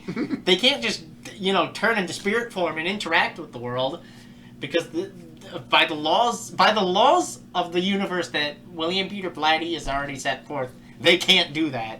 Only in special circumstances, like when they're trying to fuck with people, like in The Exorcist, like in The Exorcist Reagan moves a drawer. Yeah. Or like when she's moving a drawer, or when the bed is shaking because Pazuzu is trying to fuck with Reagan. That's the point. They can't interact with the outside world otherwise. So I like the answer. It makes sense to me. And Veneman basically explains, we were in that coffin, we were about to be buried, and it took maximum effort to pry that cover open. Give the priest who is burying me a good scare. Yeah. Little bits of good and cheer. Good cheer. A little bits of giggles and cheer, as he phrases it. And again, Dorif does a fantastic job chewing the scenery in this scene. Well worth a wait up until his arrival in the film.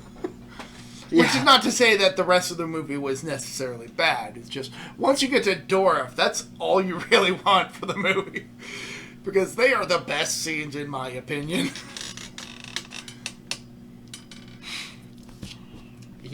Yeah. And basically, he explains that after he died, the Master allowed him to come back in the body of Father Karras, specifically. And initially Venom doesn't know who it is. And I like to think that he actually no. There's a theory that when it's Jason Miller playing it, when it's Jason Miller in the room, it is actually Father Karras who has James Venom's memories. That's the idea, at least. He thinks he's the Gemini killer, but when it's Brad Dourif, it's the Gemini killer who also has the extra information. Sort of like a which would explain why the Gemini didn't recognize the body. Yes. But but then Venom does reveal that, oh no, it was this body was specifically chosen to fuck with you. But the other theory is that, the scene right before they have the conversation, when the brain scanning machine, the EKG machine goes off like crazy, it's Pazuzu giving him the information for why he's, specifically the reason why everything's going on and who Father Karras is. And and so basically the whole reason is we're in Karras's body to, as revenge against him, and then what we're also trying to do is we're also trying to create such a scandal that people lose faith in God by possessing the body of such a saintly priest, which is debatable, but which would fall in line with the idea that, which is crazy, because in Exorcist 2, it's all about Father Merrin, who's a saint. But I imagine it actually in Exorcist 3, because it's Georgetown and Karras was a local priest. Right. It's likely that he's basically a local legend in town, because it's mentioned that one of the acolyte kid, at the beginning of the film, he's like, hey, isn't Father Karras that guy that, that died in that exorcism or whatever? So he's clearly, like, a legend. He's clearly, like, an urban legend in town over the course of 15 years. And so, like, the whole plan is just to fuck with people, which is petty as fuck, and, like, I kind of respect it. Yeah. I respect the shit out of it. And of course, Venom keeps demanding that the papers reveal that it's the Gemini killer again. He's adamant about that point. And Kinderman just kind of is like, no, I'm not going to do that. You're not the Gemini. Gemini's dead. Yeah. But, like, as their conversation wraps up, Venom's like, I'm tired of this conversation, but your lack of faith is basically an invitation to the dance. I'll get the next thing. It'll be Child's Play, which I feel was an intentional reference to the Child's Play series that Dorif had been in previously. Yeah. It also helps that it then immediately cuts to a redheaded kid. Yeah, redheaded kid whose name is Jack Corner. And we finally get to the climax of the film, and Kinderman thinks that this kid is the next target, and ends up realizing that we get a nice scene where Kinderman actually goes into the psych ward, and unbeknownst to him, but to the audience, one of the patients is crawling along the ceiling. Yeah, no, I don't know if you also noticed. So the chick, she crawls along the ceiling, and then the actual nurse with the bag walks right behind Kinderman out into the hallway. I don't know if you noticed that or not, but she's hiding in a room. And then she's hiding in she's the nurse that's hiding in the room or whatever, right? And then as soon as the patient crawls along the ceiling, goes out into the hallway, Kinderman turns around, and she immediately beelines out of the hallway. It's a very, like, blink and you miss it moment, but she's walking right behind Kinderman. And then they find the body of a dead nurse near the psych ward, and Kinderman thinks that Jack Corner is the next target, so he brings his men to Corner's room, only to find that one of the nurses is just giving the boy toys. Yeah. It's like, well, fuck, that didn't work. Wait a minute. Invitation to the dance. Oh, fuck my daughter. Oh, fuck. He's trying to target my daughter, and he calls home, but he can't get through. But his wife answers the phone, and it's like, oh, hey, Bill. How's it going? Oh, okay. Got a nurse coming to drop something off. Okay, what's in the package? Oh, I'll see when I get home. Okay. And we see one of the invalids from the psych ward, dressed as a nurse, in the back of a taxi, driving to Kinderman's house. Kinderman and one of the other investigators are basically driving down the street, lights and sirens blaring. Mm-hmm. And Kinderman arrives home and finds that his family is safe. It's like, oh, okay, nothing. And then there's the not nurse who's there. Yeah. And Kinderman is like, okay. And then the not nurse pulls out the autopsy shears and tries to cut Kinderman's daughter's head off.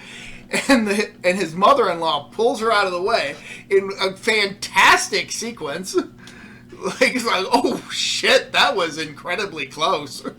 Yeah, the phrase that finally tips Kinderman off is, catatonics are so easy to possess.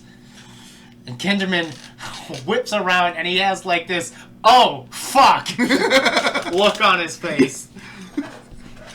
And we finally get to the climax of the film. It's also a great explanation for how there were different fingerprints on the murder scene. Yes. He was possessing different invalid patients from the hospital and sneaking them out. Which works on so many levels, and we see who each killer is. Actually, except for the first one. The Kintry one we never see. But we do see who kills Father Canavan. It's the lady. It's the older lady who gets walked by the nurse, who is walked to the church by the nurse, and is there and is like present at the scene. And then the other one, it's Mrs. Clelia, the one who thinks it's the one who thinks she has a radio. Yeah, because her fingerprints are on the jars, and she was found just outside of his. And so it is a there's a great tagline, or there was a great line for this movie. It's a police procedural that happens to have an exorcism at the end. So anyway, the not nurse then turns her attention on Kinderman and tries to strangle him. Yeah, she's just about to kill him, and then stops. And collapses into a heap on the floor. And it turns out that one of the characters who hasn't appeared, who we haven't talked about yet, appears. He was a priest that the father president had mentioned. Yes, so had been in an exorcism that affected him so much that his hair went. He's this movie's Father Marin. It was like, yeah, he performed an exorcism on a boy in the Philippines, and it completely turned his hair white, which is what happens to Father Marin to the exorcism in Africa. Turned his hair white. But yeah, this is a character who's did show up a couple times. His pet bird dies. His small crucifix falls off the wall and starts crying blood. Yeah, which is a great scene, by the way. Like even out of context, that's a fucking. We didn't even mention the actual opening scene of the movie with the doors of the church bursting open with the gust of wind. Well, yeah, and Jesus and the Jesus on the wall opening its eyes. Yeah. There's so much about this movie. Like, you can't talk about every detail in this movie without going into a fucking 2-hour diatribe on it and still missing some points. Right. Nevertheless, it's a great movie. Father Morning is mentioned by Father President. And I like to imply, what I like to think is that, is what I think is implied. It's implied here is that Detective Kinderman talks to Father Morning about this patient, believing him to be Father Karras, or you know, and it's like, I think we need to have this person exorcised. I think we need an exorcism of this character because he's claiming to be someone else. I think what's going on is that Kinderman he's in denial, but he also understands. And so that's why Father Morning shows up for this exorcism at the climax of the film. Not that the movie ever explains any of that. The movie doesn't explain that, but that's because Father Morning was part of reshoots. Right. And they didn't want to expend any extra... So basically, this whole climax is an exorcism that's shoved into a movie that didn't otherwise have an exorcism. And it fucking works! It does work a lot better than what happens in the Legion cut. Dude, and I'll talk about that once we get done talking about how over the top this climax is. Dude, people think the exorcism in Exorcist 1 was a bit much. You ain't seen nothing. This puts every other exorcism movie to shame, to be honest. Because it's not a bad exorcism. It's actually a great exorcism scene, and it's literally a battle between one dude who is a one pious guy versus a demon who is extremely powerful and gives no fucks. There is a great foreboding line that he says you've interrupted me. Nevertheless, enter morning, or come Father Morning, enter night. This time you're going to lose.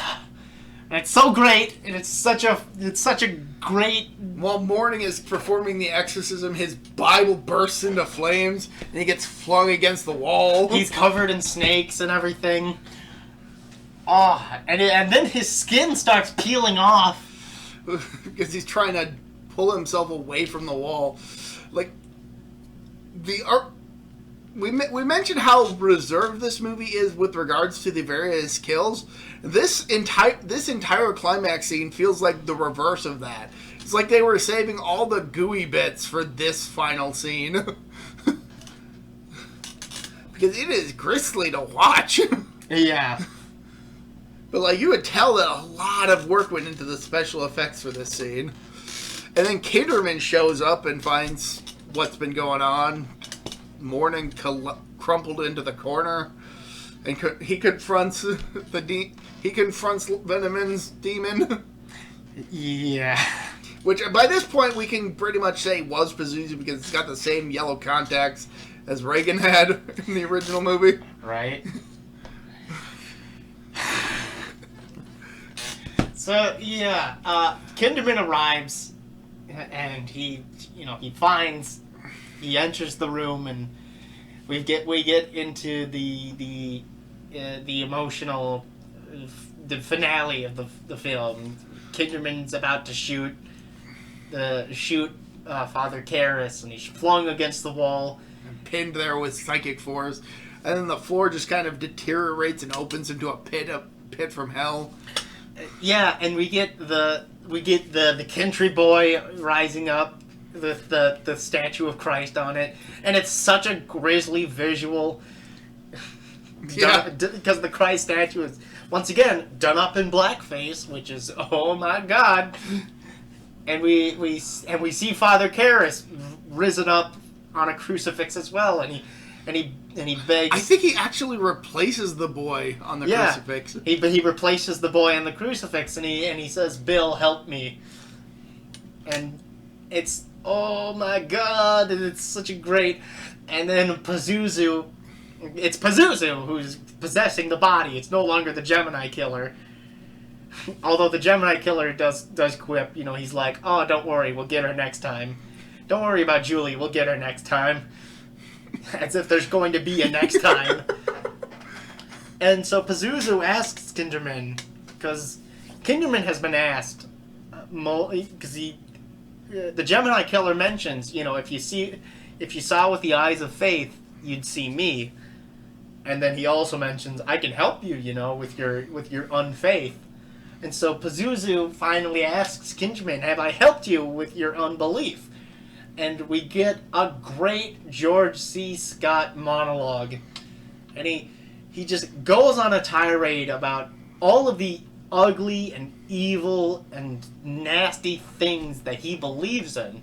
And he finally, he believes in God again. And he's accepting that, yes, evil does exist in the world, and that's why it must be stopped. He's no longer nihilistic in his worldview. He's come to realize that we have to fight this evil no matter what, and we have to be good to ourselves. And so his entire I believe speech is his confirmation that, yeah, I believe in you, you son of a bitch. And then Morning kind of rouses and continues the exorcism. It's very heavily implied that because of Kinderman's speech and everything, God finally comes. Because Kinderman believes again. And so God comes down and, it's never explained if Morning dies here, or is he's just like incapacitated. I understand why people think, oh, Morning is dead and then he gets revived by God to finish the exorcism. And that it makes sense to me. I just think, I think he was just passed out in the corner. Yeah, I think he was passed out, bleeding out, until God gave him strength to wake up and finish it. And finally they managed to push Pazuzu and Venom back enough that Karras is able to take control. And he basically tells Bill to take the shot. And Kinderman kills Karras. And even taps him in the head to finish the job. As dark as that is. Yeah, and so finally... Yeah, and so... Father Morning tells Karras to fight. And so Karras finally, for the first time in like the entire movie, there's points in the movie where it's mentioned that Damien Karras is fighting, where it seems like his personality is more subdued and sorrowful. Yes, and he's trying to fight this possession, and then he finally breaks free, and he basically is like, "This is your moment, shoot me, kill me now!" And Kinderman, without missing a beat, pop, pop, pop, shoots him 3 times, and then shoots him in the head, and he's like, Damien, we won. And, like, this is what the movie ends on. It ends on Kinderman looking down on Karras' grave, where it says he died in 1975. And it is such a depressing ending. And it's the only ending that's fitting for The Exorcist. All the loose ends have finally been taken care of. But that's not how the Legion cut ends. God, no. So the Legion cut heavily implies that the reason that that the not nurse ends up crumbling into a heap is because Karras is finally strong enough to resist the demons that possess him, and he's pulled back Venom from possessing the invalid. The old nurse. And then Kinderman goes to see Karras in the cell, and we get some stuff with Brad Dourif again playing both Venom and Karras. Yeah, it just doesn't work. And at one point, Karras manages to maintain control enough to urge Bill into killing him, and so we get the triple tap and then the headshot. And that's how the movie ends. He comes in, doesn't say anything, shoots him 3 times, and then just leaves. And it's such a lame fucking ending. Yeah. That's your ending of the film? Yeah, for how shoehorned in the exorcism is, it is visually a lot more fantastic and thematically appropriate than guy just comes into the room and shoots a dude dead. Yeah. Obviously that's like, oh, if this is okay, here's what it is.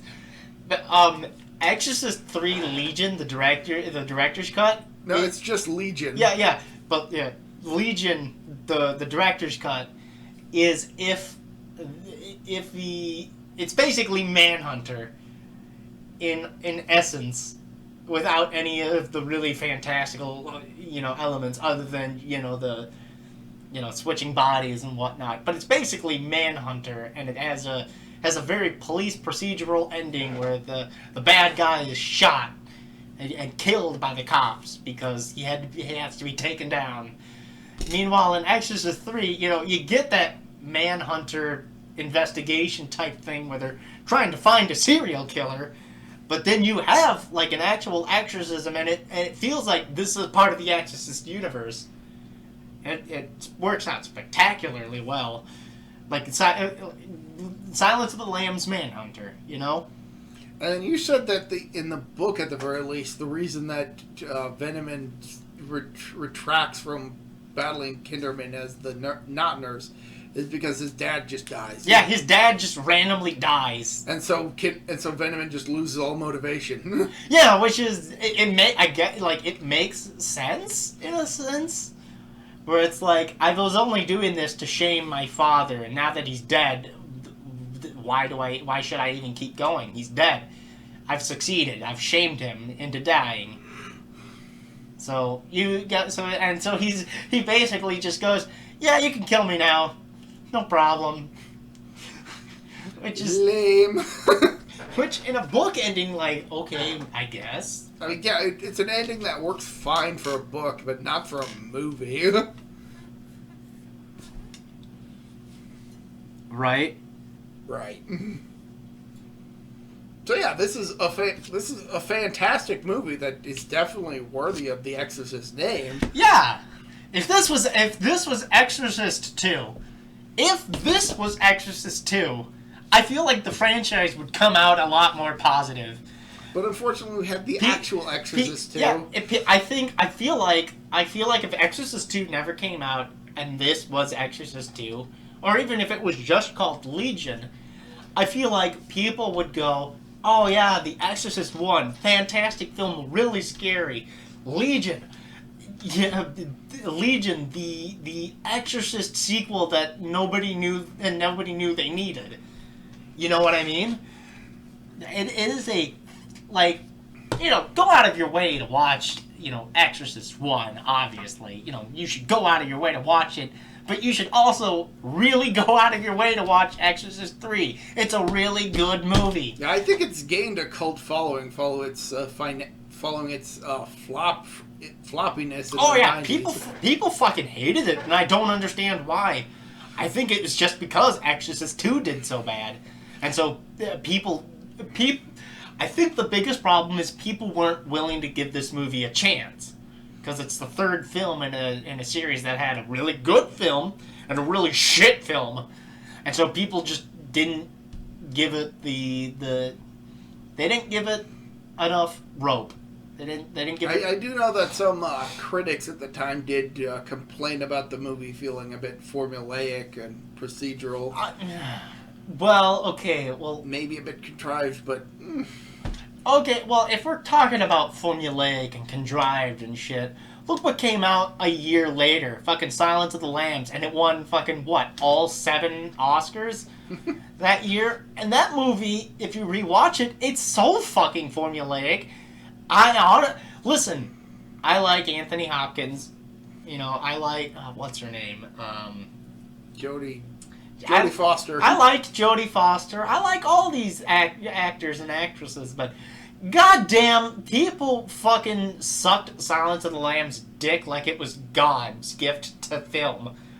And it's not that good. I'm sorry. It's not that good a film. I think, like, if a piece of media is the originator of the formula, maybe it gets a bit of a pass for doing that. I know that there are a lot of, like, gaming creepypastas that just ripped off the haunted Majora's Mask creepypasta. Yeah, I know. And, like, if people were to read the creepypastas that came out after that and go back to haunted Majora's Mask, they'd find it formulaic and contrived. But at the time, because it was the first one doing it, and because it was doing it so well, complete with video files that were actually complementing this story, that's a really good story.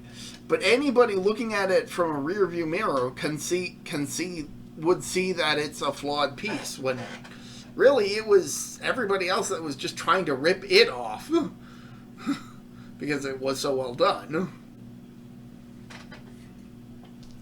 I think that's one of the flaws of being a pioneer in something. In retrospect, it looks generic because others have come to genericize it. I guess. But then again, Manhunter did the same thing in 1986. It's like I don't think Silence of the Lambs was the first of its kind, and honestly, I think looking back now, I think people realize it's not as good as people at the time say it was. Like Seven, for example, people sucked Seven's dick for years, and then you look back on it, and it's like, it's not that good. It's still a good film, but it's not like a masterpiece or anything like that. Well, especially now that you know who is the main villain of the. Yeah.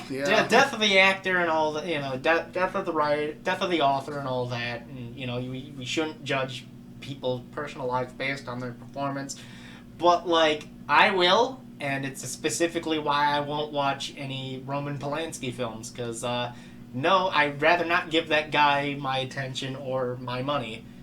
Fuck him, he's a child rapist. Man, what a sad way for this episode to go. So Exorcist 3, yeah.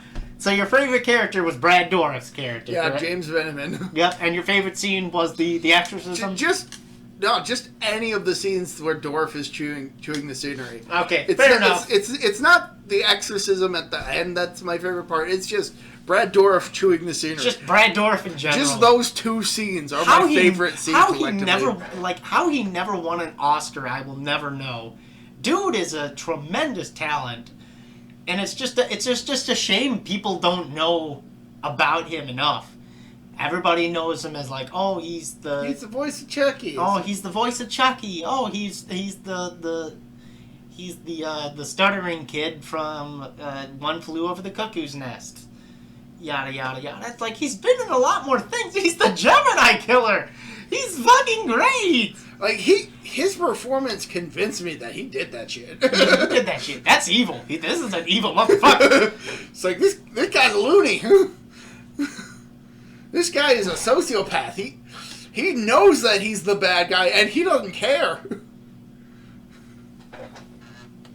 It's like, regardless of which version of the film you're watching, his performance is fantastic. Damn near thought he was going to hyperventilate himself in the Legion version where he imitates a train. It's like, dude, yeah. I could not do that without losing my breath. There he is, just going.